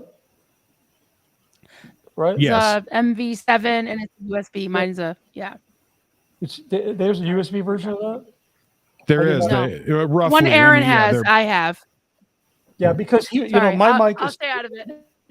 like my mic is. Notice my mic's pretty far from my mouth. Yeah. And then everybody with the Shure's, which is this mic costs $99. The Shure is like what, 350, 400, right? Yeah. And so everybody with the Shure is like this, but I'm like this, and it sounds great. And so the other day, I mean, this mic is like this Yeah. mic is like about 90%. I think the quality of the Shure for a quarter, third the money, right? Because I think Rode priced this to compete against the Shure. They're like, screw them. And also people that want to do podcasts with multiple mics, like 4 people on a podcast. I mean, you can get 4 of these for the price of one Shure, so it's a great Right. deal. No, And agreed. so Aaron asked me on the air, he said, how come you're like so far from your mic and it sounds better than mine? The only reason I can think of is this. What can I get it on camera? This is my preamp. Okay. And I tested a bunch of them. 2 of them worked really well. I like the form function of this one a lot. It's the Wave. You like the Elgato? Yes, Elgato Wave XLR has a this one, and who's the people that do the Scarlett? That company? Whatever it is, those 2 for the money. Because remember, I had to look at a really budget, like not super budget, because like if you buy a $50, one, you're just going to hate it. It's just going to make your mic sound horrible. This one, I don't think it was more than $100, but I can promise you, this one has a great I found that one for me, that I don't know. I was finding a bit of a lack of clarity. So I've got the Vocaster one with one of those little dynamite. Yeah, yours sounds really good. Yours Good. sounds Good. really good. Yeah, no, Okay, yours wonderful. sounds fine. But I think Aaron's using I think he's using a kind of his is straight USB. His just is a USB cord that plugs in. With no interface, no preamp. Well, yeah, he needs a preamp. That's why his mic doesn't sound so good. Yeah. I mean, he noticed it. I didn't notice it because. But it does though. Listen What's to that? my mic. What's that? It Say does it sound again? good. Listen to my mic. Yeah. So, but yeah, we're not. I don't have a mic. I have this. But there's nothing wrong with that. You just need to get it a little closer to your mouth. I Hang have it on your glasses so it just kind of hangs down. Swallow it. You'll look really dorky and you'll sound better. Yeah. And with your look, How do I sound? Oh, perfect. awesome. Yeah, that's awesome. How do You I can hear- look? Perfect. You can't hurt your look. Leanna, you're beautiful. You're stunning. That couldn't even do it. There you go. Now you did it. But you don't need an external. This is for this Rode mic. No, I really like this mic. If I had the dough, I would swap it out for Shure and just save this if I ever had a guest. But I'm very happy with the combo of the Rode and the Wave XLR. But yeah, you proved the point, Steve-O. You need a decent preamp. Yeah. I don't care if it's a XLR or USB. I was actually disappointed because I've got the Elgato Stream Deck. I love the Elgato products. Yeah. And so when I grabbed that, I went, oh yeah, this is going to work just fine, and plugged it in, and I don't know what it was, but it just came out more distorted and I had already purchased the Vocaster and tried it and liked it. So I went back to it, but it's the one thing that just didn't work for me, but it sounds great for you. So yeah, it works. Oh, you tried the Wave XLR? I did. Well, yeah, it might just also be that it's a different mic. I mean, yeah, I like Elgato stuff. I also have their Cam Link, which I use for my Nikon. But I will tell you, they have this. I'm never going to be sponsored by Elgato, that's for sure. After I say this, they made this thing. It's called the Streamer X. It's like their latest product, and they combine a 4K capture card with an audio interface and a control service for $300, right? So you can plug your mic in it, you can plug your camera in it, and you have some buttons for controls, right? Yeah. And I bought it. I was very excited because it was a little bit more than buying those things separately. And I plugged it in. And my camera does 1080p and at 30 frames and lower, which is totally fine. I don't need any more than that. Right. And this new Rode device that everybody raves about will not take 1080p.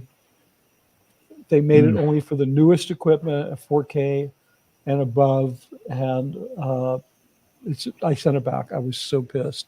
So anyway, I don't like combining. I don't like combo things. Like I have a separate router and separate modem because if one goes down, if one goes down, they both go down. Right. Like so I don't like that kind of equipment anyway. That I think it's just when you're doing something mission critical. And ladies and gentlemen, is this not mission critical? Us gas bagging on YouTube, this is as mission critical as it gets. You want to make sure you have rock solid equipment. Well, that part's 100% true. Oh, and everything else I said is bullshit. Thank you, Steve-O. I appreciate the vote of confidence. No, yeah. I know what you meant. I know that you didn't mean it that way. No, not at all. No, I'm kidding. I'm we totally love, kidding. Yeah, we love your stories. Yeah, well, get them while they last because I'm not a bottomless pit. Just I don't know. It's probably not true. I probably am. Scanning the questions here. Gina Marie is telling us or asking us. Laura FM has a gig in LA this Friday, right? Yeah, I'm going to go for sure. Are you kidding? I got to try to get her to hang out on my leg again. Yeah. That's funny. Yeah. No, it's in West Hollywood, not far from where I live. So I would love to go see her show. No, that'd be cool. If I ever get back to LA, I'll be there. I hear she just has a blast. So it's definitely something to. Oh yeah, I'm positive. Question, Mitch. What is the most amazing special effects person you worked with, and in what way? Oh wow. I'm trying to think. I guess it was those guys that I worked with in the early days when I just gotten out of college. Richard Edlund was a giant, incredibly talented guy. He went on to found a company. I can't think of the name of his company. Somebody could look it up. But he won an Oscar for Star Wars, his work on Star Wars Episode 4, the first one. I don't know what he worked on after that.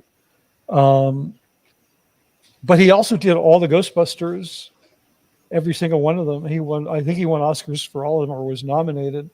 And then he also did that film, the sequel to 2001, I think it was called 2020. 2010. 2010. Roy 2020. Roy Scheider and John Lithgow. Yeah, I thank you. Very, very good. Oh, You're and on Helen Mirren. Yeah, Helen you're on. Mirren. Yeah, you are on, Steve-O. You are on my Trivial Pursuits film trivia team. Bring it. Yeah, you are first choice. Yeah, so he did 2010. Okay. And what else? Richard did a ton of stuff. Richard was an absolute genius. And I don't know if you remember this. Do you guys remember in the 70s? I just said that to a bunch of Gen X's or whatever. A little amp, a little portable amp. It might still be around, called the Pig Nose amp. Very famous. It was a little amp with it looked like had a nose on it like a pig. It was. Hence the name, ladies and gentlemen. Mm-hmm. Yeah, exactly. It was iconic. Like guitarists would use it as a preamp on stage with Marshalls, or they could use it in their hotel room to practice with. This guy, Richard Edlund, also was a guitar player, and he invented the Pig Nose amp. Like he literally, because he was a special effects and camera fanatic, and he was an inventor. He used to take a Fender guitar on location with him, and he built a small amp into the accessory box of the amp of the guitar case. You have a hard shell guitar case, and then the case has a little accessory box. He built an amp in there and had a jack on the outside with a little speaker. And then he turned that into this portable amp. And the guy was amazing. He made a ton of money on that. There was another guy I worked with, Robert Ailes, who, designed the package and did all the advertising. But that was, I think Richard was one of the more amazing people. A guy who was my teacher at CalArts, who I just should shout out to, was a guy named Pat O'Neill, who taught me how to do optical effects. And he made underground, he made experimental films on the optical printer, and he probably taught half the people who worked on Star Wars. He actually did a little work on it, but he was not like he used the optical printer to paint with. So Pat was an amazing artist. But I don't know. Other than that, I mean, I don't. It was just people like in the early days. I'm going to see if I can find you something. Sure. Well, you're grabbing that. I'm going to answer, is Vegemite, this from the wonderful Kelly Copter, is Vegemite the same as Marmite? Yes. Unfortunately, yeah, I'm Yes going and to just no, answer right? for you. Yeah. I think I mean, they're both made as a byproduct of beer. They're made from the yeast leftover of beer. Right. Really? You know, Vegemite, of Marmite, which is the British one, is made like what is the Irish beer company? Come on, I'm brain dead. Which The one, famous Guinness? Huh? Guinness. Guinness? Yeah. So, yeah, the stuff that's left over from Guinness, the waste product, they use that shit to make Marmite. Right. One of my kids, I don't want them to hear it, but one of my kids just really loved that stuff and had a jar of it. And then one of his friends put a Post-it on it in the kitchen cabinet, and the Post-it said, "Tastes like ass." So it wasn't a big popular item here. I think the Marmite tastes like ass. The Vegemite's a little bit better, and I think that's because Marmite comes from Guinness, which, you know, thicker, darker. Right. And I'm going to assume that Vegemite comes from what is it, Foster's, which is a little bit lighter. I don't know. I'm making this up, but it's a little. They're definitely the same, but there's a difference. If you do a taste test, they're definitely different things. Well, I would take a Guinness over a Foster's any day. Well, in that case, I would. Yeah. Yeah. This is just not. We've just started like a war that's never going to end. People are saying here, Vegemite is better, Marmite is better, but Stephen Britton has the answer. He says Vegemite and Marmite are not the same, but both are vile. But both are vile. There you go. Yeah, the thing about Vegemite and Marmite is it's controversial. It's all or nothing. It's love or hate. It's nobody will ever say, "Yeah, I kind of like it. It's okay." It's that you're never going to hear that ever. Either love or hate it. Yeah, it's either you think it's great or it's worse. You know, there's a lot of Australians at Gold, and obviously you could tell who they were. I mean, in the dining room there, which is huge, you could go around, and on the tables, people would leave their condiments nicely, you know, arranged in the middle of the table. Some tables you'd see Vegemite, some tables you'd see Marmite. Because there were a lot of obviously Brits and Australian people that worked there. Wow. Don't know why that was, but there was probably the biggest cohort of non-Americans was probably British and Australian. Yeah. Yeah. Just a reminder as we get close to the end of Mitch's time here, you can help Mitch get published by going to Indiegogo.com. You can read the link. The link's in chat. But it's Project Scientology -the-big-lie hashtag. Yeah, Mitch is raising some of the final money to get some things taken care of in that book and get that book out to all of us. Yeah. I mean, by the time it comes out, you're going to already have read it because I'm telling you everything that's in it. But it's all good. At least you'll get it in the written literary sense. And then we all get to wait and harp on them to get the audiobook recorded. Yeah, I'm going to do that immediately. I have to answer Cool. that Andy Fabulous said he wants to know if we ever use bullet mics, and I believe on the set at Gold, I believe those are a type of what do you call those? Like a lavalier kind of mic. And yeah, we did. Those are a personal mic you'd hang in a person. I think we did, but mostly we used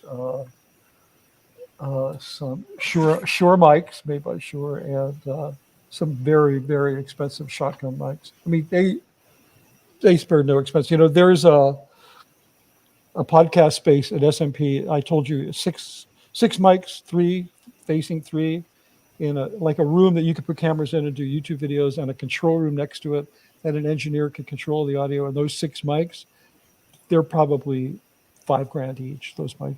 And that room has never been used. They've never been turned on.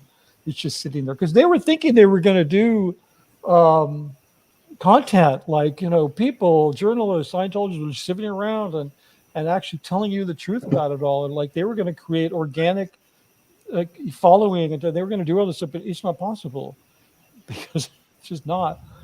So I'm going to talk about that at some point, about the $100 million failure of Scientology Media Productions, because it was never originally intended to be what it is, which is just a bunch of infomercials 24/7. That's not what the plan was. It was intended to be, a real media outlet that was going to look at the world and expose its crimes, and investigate. It's supposed to be like Freedom Magazine on TV, and it's nothing like that because it's not. But I'm going to talk about that at some point. So, hey guys, it's 8:00, and I have to. You do, yeah. Can we just do 2 quick super chats for you? Yeah, absolutely. Mitch, when's your next? Okay, just because I want to get the super chats for you out there. Please, thank Mitch, you. This is from Destiny Salazar.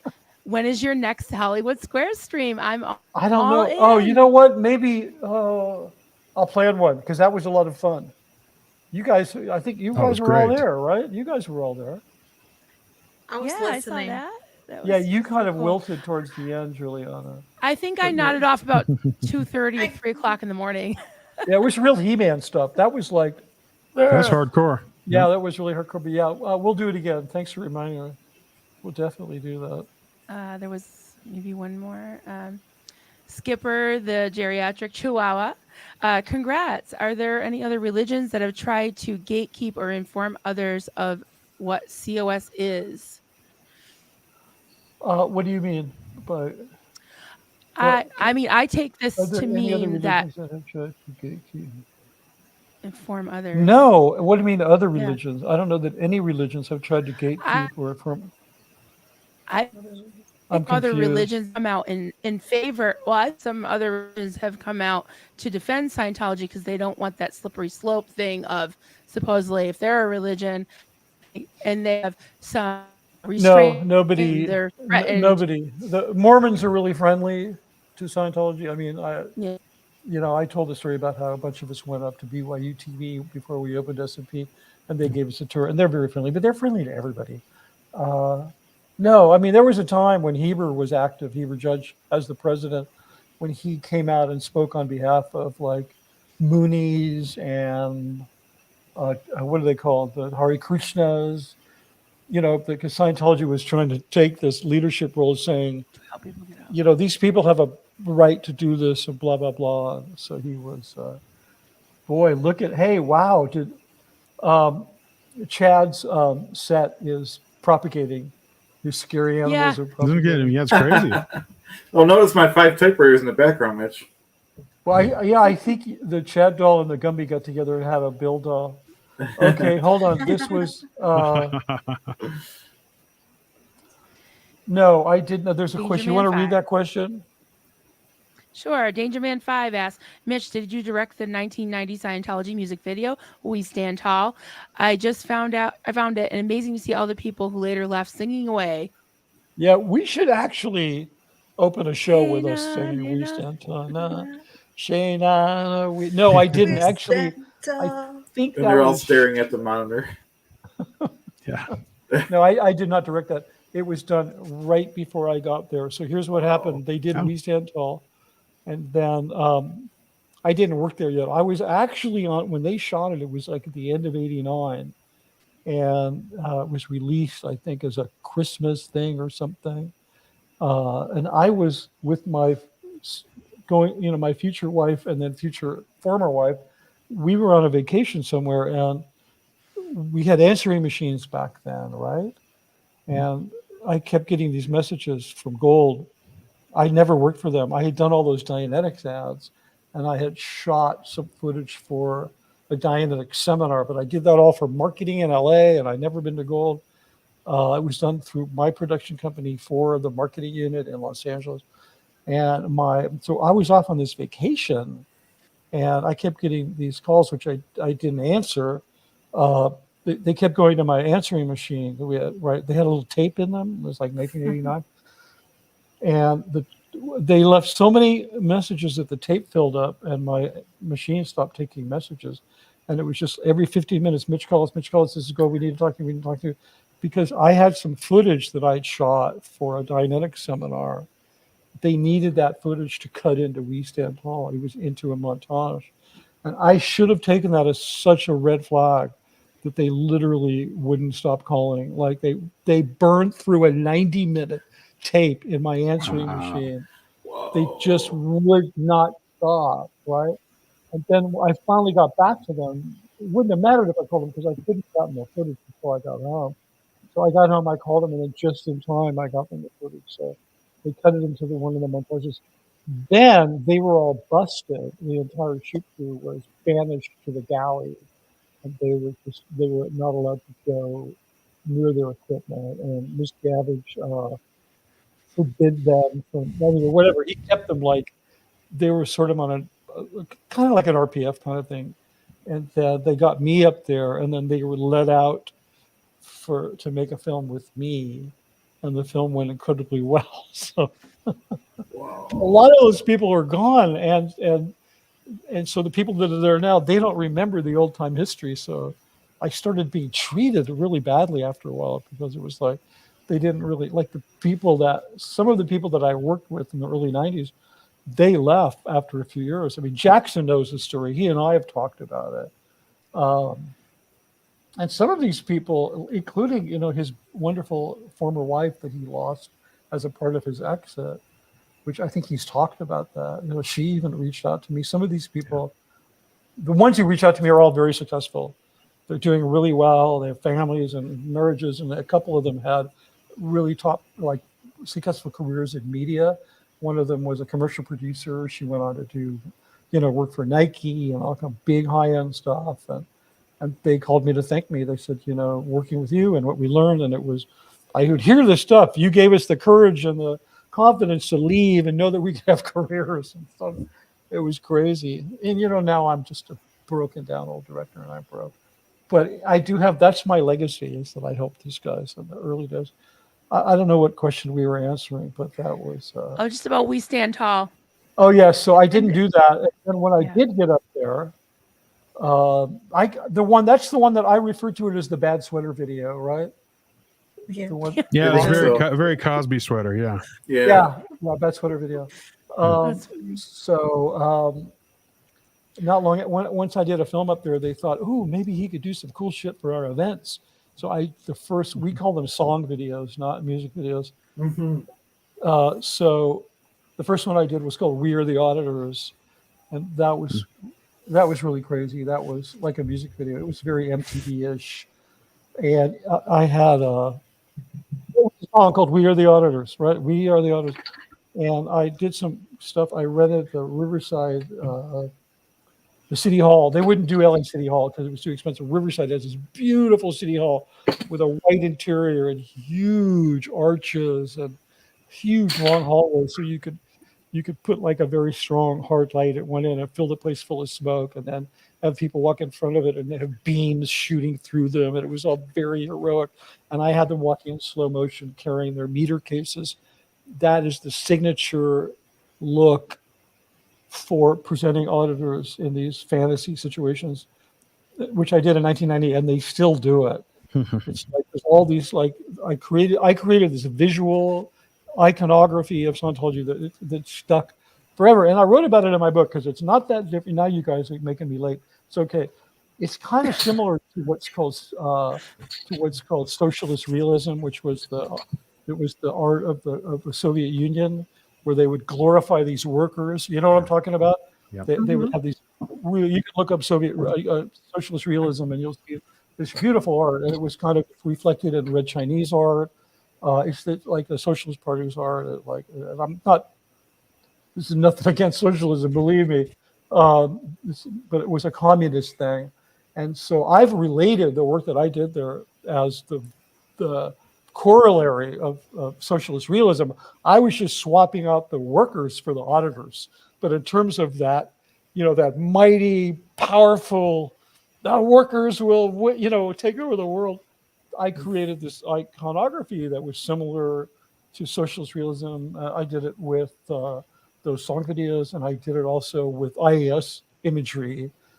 For the IAS events, I would shoot these things, and then later I wrote about it as being like this kind of communist artwork, because you're just glorifying these people and making them look. You're taking little people and making them look like heroes.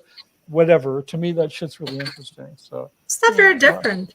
huh? The propaganda, it's not very different. The It's no different. propaganda that That's making exactly. people believe that they're doing the greatest good for the greatest number of No, dynamics. it's actually, and the other thing that it does is it gets everybody on the same page. Mm-hmm.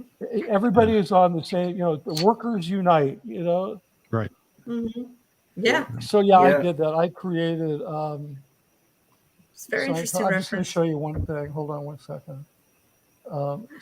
This is. Let the okay. record show that we are not holding Mitch back. I was just No, going to this say, is well, me. I was I'm going to say, doing while he's pulling that up, I just a one-word answer to this question. Yeah, go ahead. Japan of Green Gables is teaching 12 Angry Men this semester. Whoa. Should he show Sidney Lumet's version or William Friedkin's version? Oh, if he doesn't show the Sidney Lumet is the original black and white.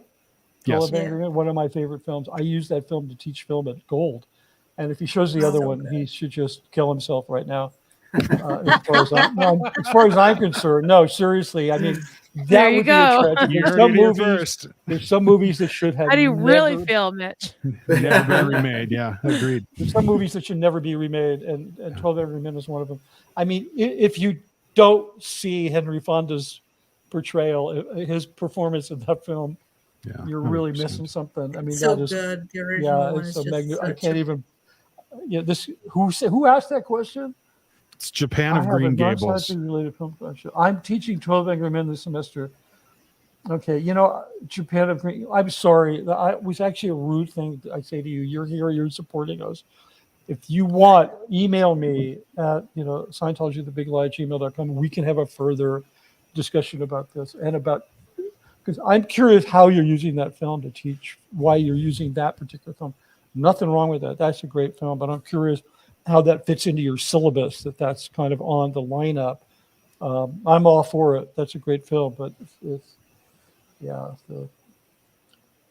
I don't know what to say. Fuck Friedman. Okay, that's it. I'm not going to say anything else. So I'm just going to show you one thing real quick before I got to see if I can do this without. Okay, first of all, I just got to show you. This is hold on. I'm now sponsored by Guitar Center. That's the legendary Pig Nose amp. Okay, that Richard Edlund, who won an Oscar for Star Wars. Oh, okay. Oh, okay. Okay. Nice. He invented that. Okay. That is a pig nose. Yeah, it's a little amp and it's portable and it sounded amazing. Okay, so let me see if I can actually get back to the stream. And then the other thing I wanted to just show you, because I think you get a kick out of this, I just wanted to show you an example. Can you see this? Oh, Are you seeing this? Okay, this is no different than the art that I created for the Church of Scientology. Yeah. Wow. I'm telling you, this is the vibe. This is the vibe of the stuff that I did for events and song videos and blah, blah, blah. It's amazing. So, yeah, that's... I like it as an art expression. Of course you do. But- Why wouldn't you? It's beautiful. I mean... Yeah, but when you know what's the psychological manipulation that's behind it, you know what I mean? Yeah, absolutely. Somehow I bumped myself out of the stream. I don't know. Oh, I know what I did. Never mind. I'm good. There I am. Okay. Yeah, I could talk to you guys about this all night. I want to finish up with Andy Fabulous. Could you just put that up on there? The one that he says, this one? are you used? No. No, he says, Mitch, he was talking about the bullet mics I used for long distance recording. They were used one time recording DM and it was horrible. Yeah, I do remember that. I do remember that was like a failed experiment. So they tried a lot of crazy stuff with. I don't know if I can find it. Yeah, it was a bit ago. It was at 8 p.m. So it was 14 minutes ago. I found this one. It was like 8 p.m. So it was a bit ago. Here, found it. Yeah, okay. So this was in reference to the bullet mics.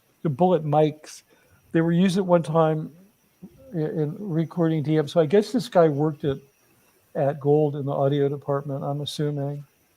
Come on and join us. We want to see your face.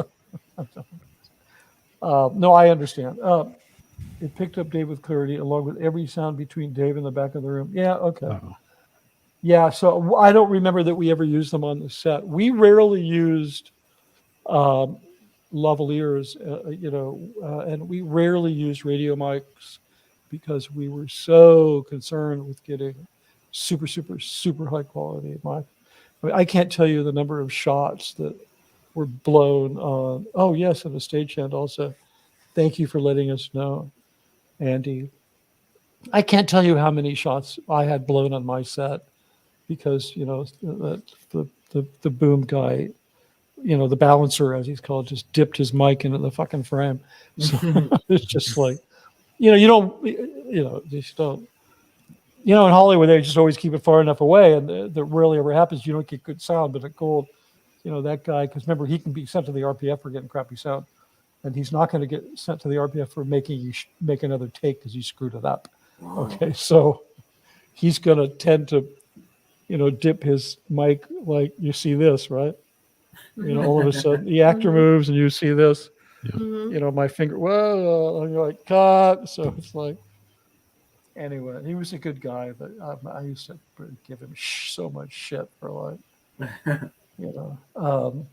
yeah, anyway, those are other stories.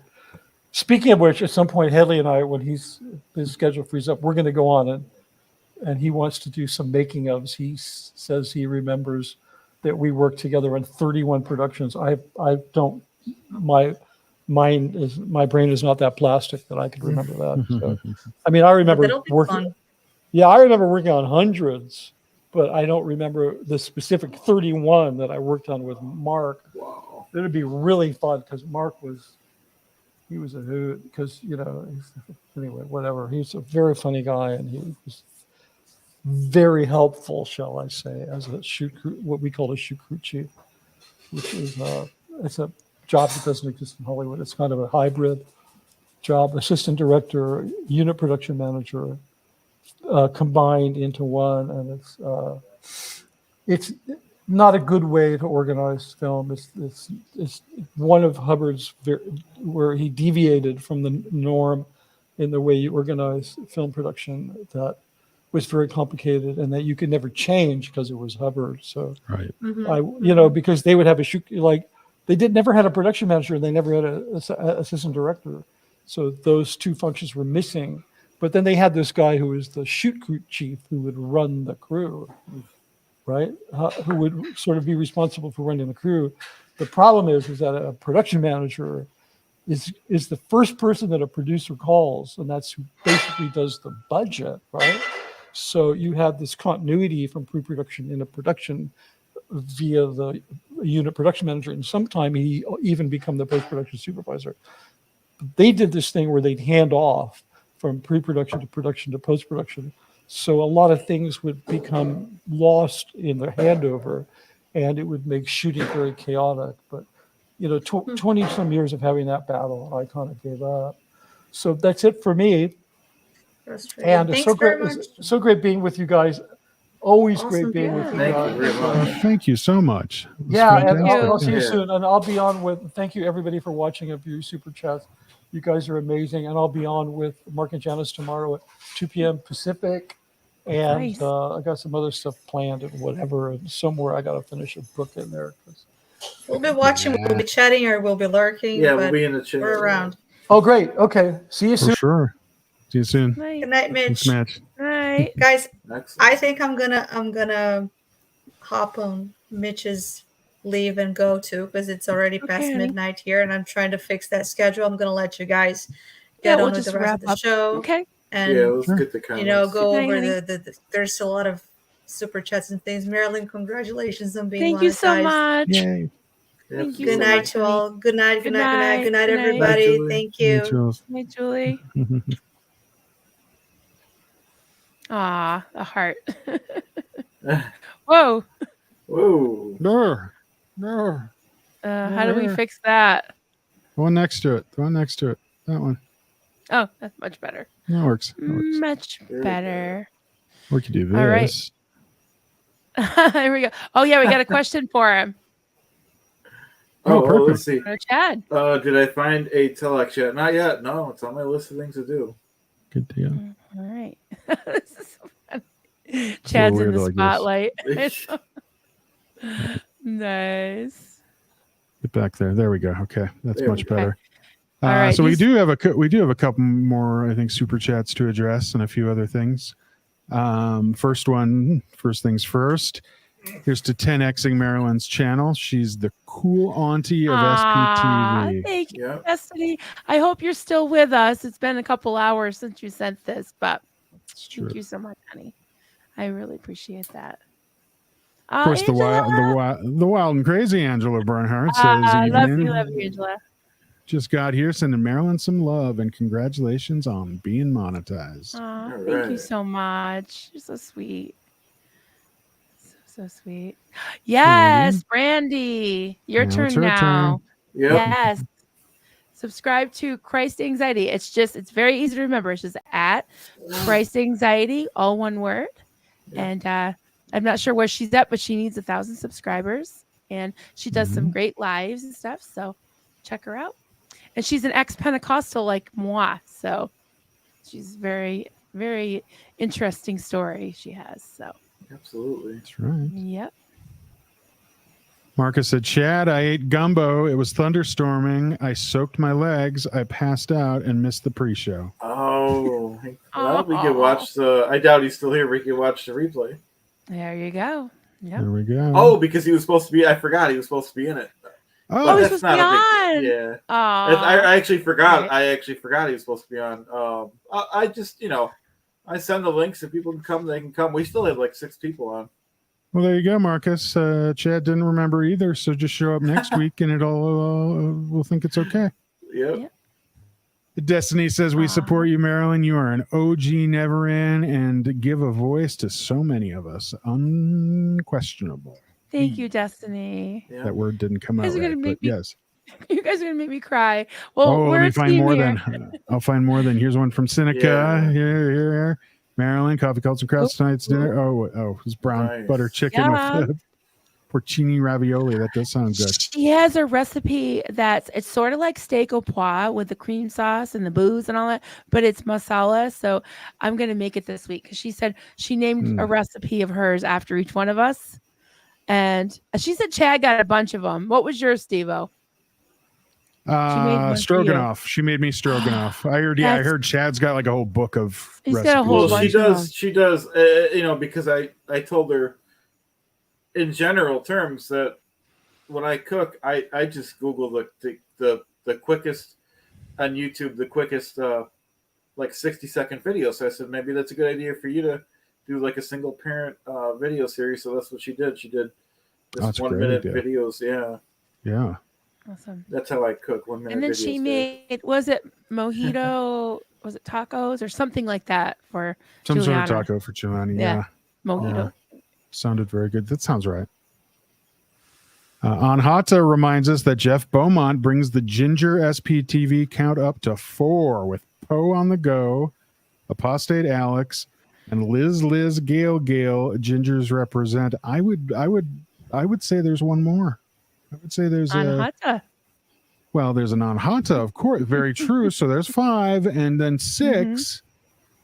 Aaron Smith Levin's a bit of a ginger. Is he? I didn't know that. Oh, that yeah. That's all ginger. Really? He puts the inge and ginge.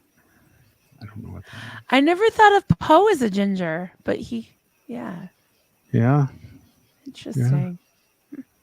Betsy Sue says, "Oops, Mitch. So glad you're making peace with your Sorry. past. Sorry about that. Hey, one. we tried. We tried. We He had a tried. heart out. He had a heart out. We couldn't control it. Yeah. Yeah. We'll just have to have him on again. There's Miss Copter sassing Mitch for camera usage. Sassing. It's a bit of a Yeah. sass. Hello Oh, she from got even Bali. sassier. Bali training. Bali, Indonesia, 10:22 a.m. A.M.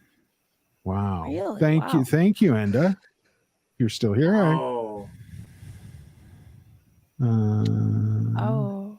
Oh, that's sorry about that one. Make that go away. There's Well, a she said super something chat to me, for but she you. said she sent me an email, so I got that super sticker. Thank you, Nana. And a George Massey, another Thank you, congratulations, George. Marilyn. Super Thank you chat. so much. Joni Cummings, all 5 of you are 10 out of 10, beautiful and hot, Ooh. with a super chat. Thank you, Joni. Joni's great. Yeah. Kelly says Marilyn is a rock star, hand heart, and she writes great lyrics. ZDK approves. She is amazing. That'd be zero dank Kelly. Zero Dank Kelly. Yeah. It was our kind of our therapy. We write silly lyrics to each other and send them back and forth. Oh, She's an amazing singer if you don't know already. Yeah, those videos she did were amazing. Oh, I think we did. If you don't, check out her latest shorts. I think we did read this one for Mitch. Congrats to their other. Oh, we did. Oh, sorry, that one. Yep, that one snuck up there. Kelly Congrats, Marilyn. That's from Kelly again. Yeah. We sent her back to bed though. It was 3:30 in the morning when she went back to bed. Thank you, Kelly. I love you. May If you wake up in the next hour, swing by and feel free to sleep with Steve-O. We'll have some nice relaxing music for you. Yeah. George. George Massey messed up on the previous super chat. Thank you. Oh my goodness. Kayla. Thank you, Kayla. You're so sweet. You guys are awesome. I'm just happy you're here. I'm just happy you're all here, honestly. Like I love when people pop into my chat like on a Sunday. I'm like, really? Really? You're here? Thank you. It's awesome. Betsy Sue says, Marilyn, you're clear now. Time to start on the bridge. I can see clearly now. The bridge is gone. We don't like the bridge, right? It's not even a bridge. It's more like a ladder, isn't it? It's not a bridge. Right. I would say you're right, a ladder. It's like a ladder. Yeah. What do you think, It's a Steve? ladder. It's definitely a ladder. There's no question. Here, I'll unstars you. So how's that? Well, we're almost done here. So I think here, this one. Gotta repeat this one. Denver has a radio. That's true. Thank you, Vegan 3. Thank you. Thank you very much. I think this is a different one from Joni saying the same thing. So I think you got double the super chats on that. You got to double it. Oh, I think those were for Mitch, I think. Oh, that's good. Oh, true. That's true. I forgot 10 out his of channel. 10. He was, yeah. Oh, yeah. He's a beautiful hottie. Yeah. And a super sticker from Skipper, the geriatric Thank you, chihuahua. Skipper, geriatric chihuahua. Much appreciated. Nice. And then thank you, everybody.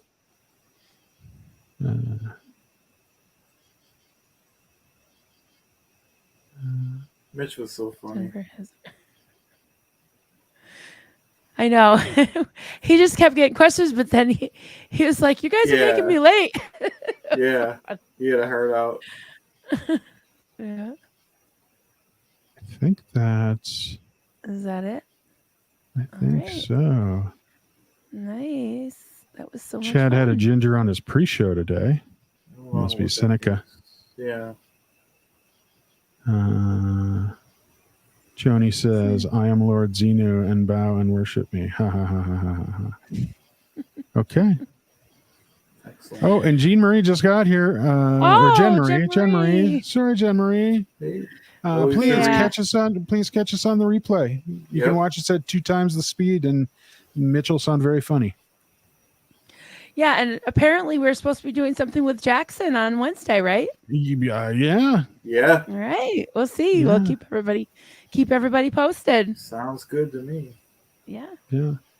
Japan of Green Gables, Tony Danza was surprisingly good in the later version. I do agree with you there, but I don't know. We're talking Who's the Boss or Taxi?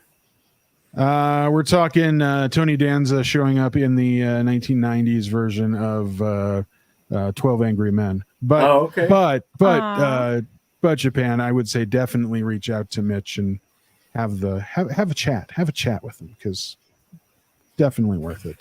But I actually like both versions, and one of them's in color, and I'm a big fan of color. So Sorry, Steven. We were in the start, so I didn't see your little ditties. I'm trying to scroll up. Sorry, He says, Steven. I'm singing little ditties and being ignored. We had a lot more people than we're used to in the chat.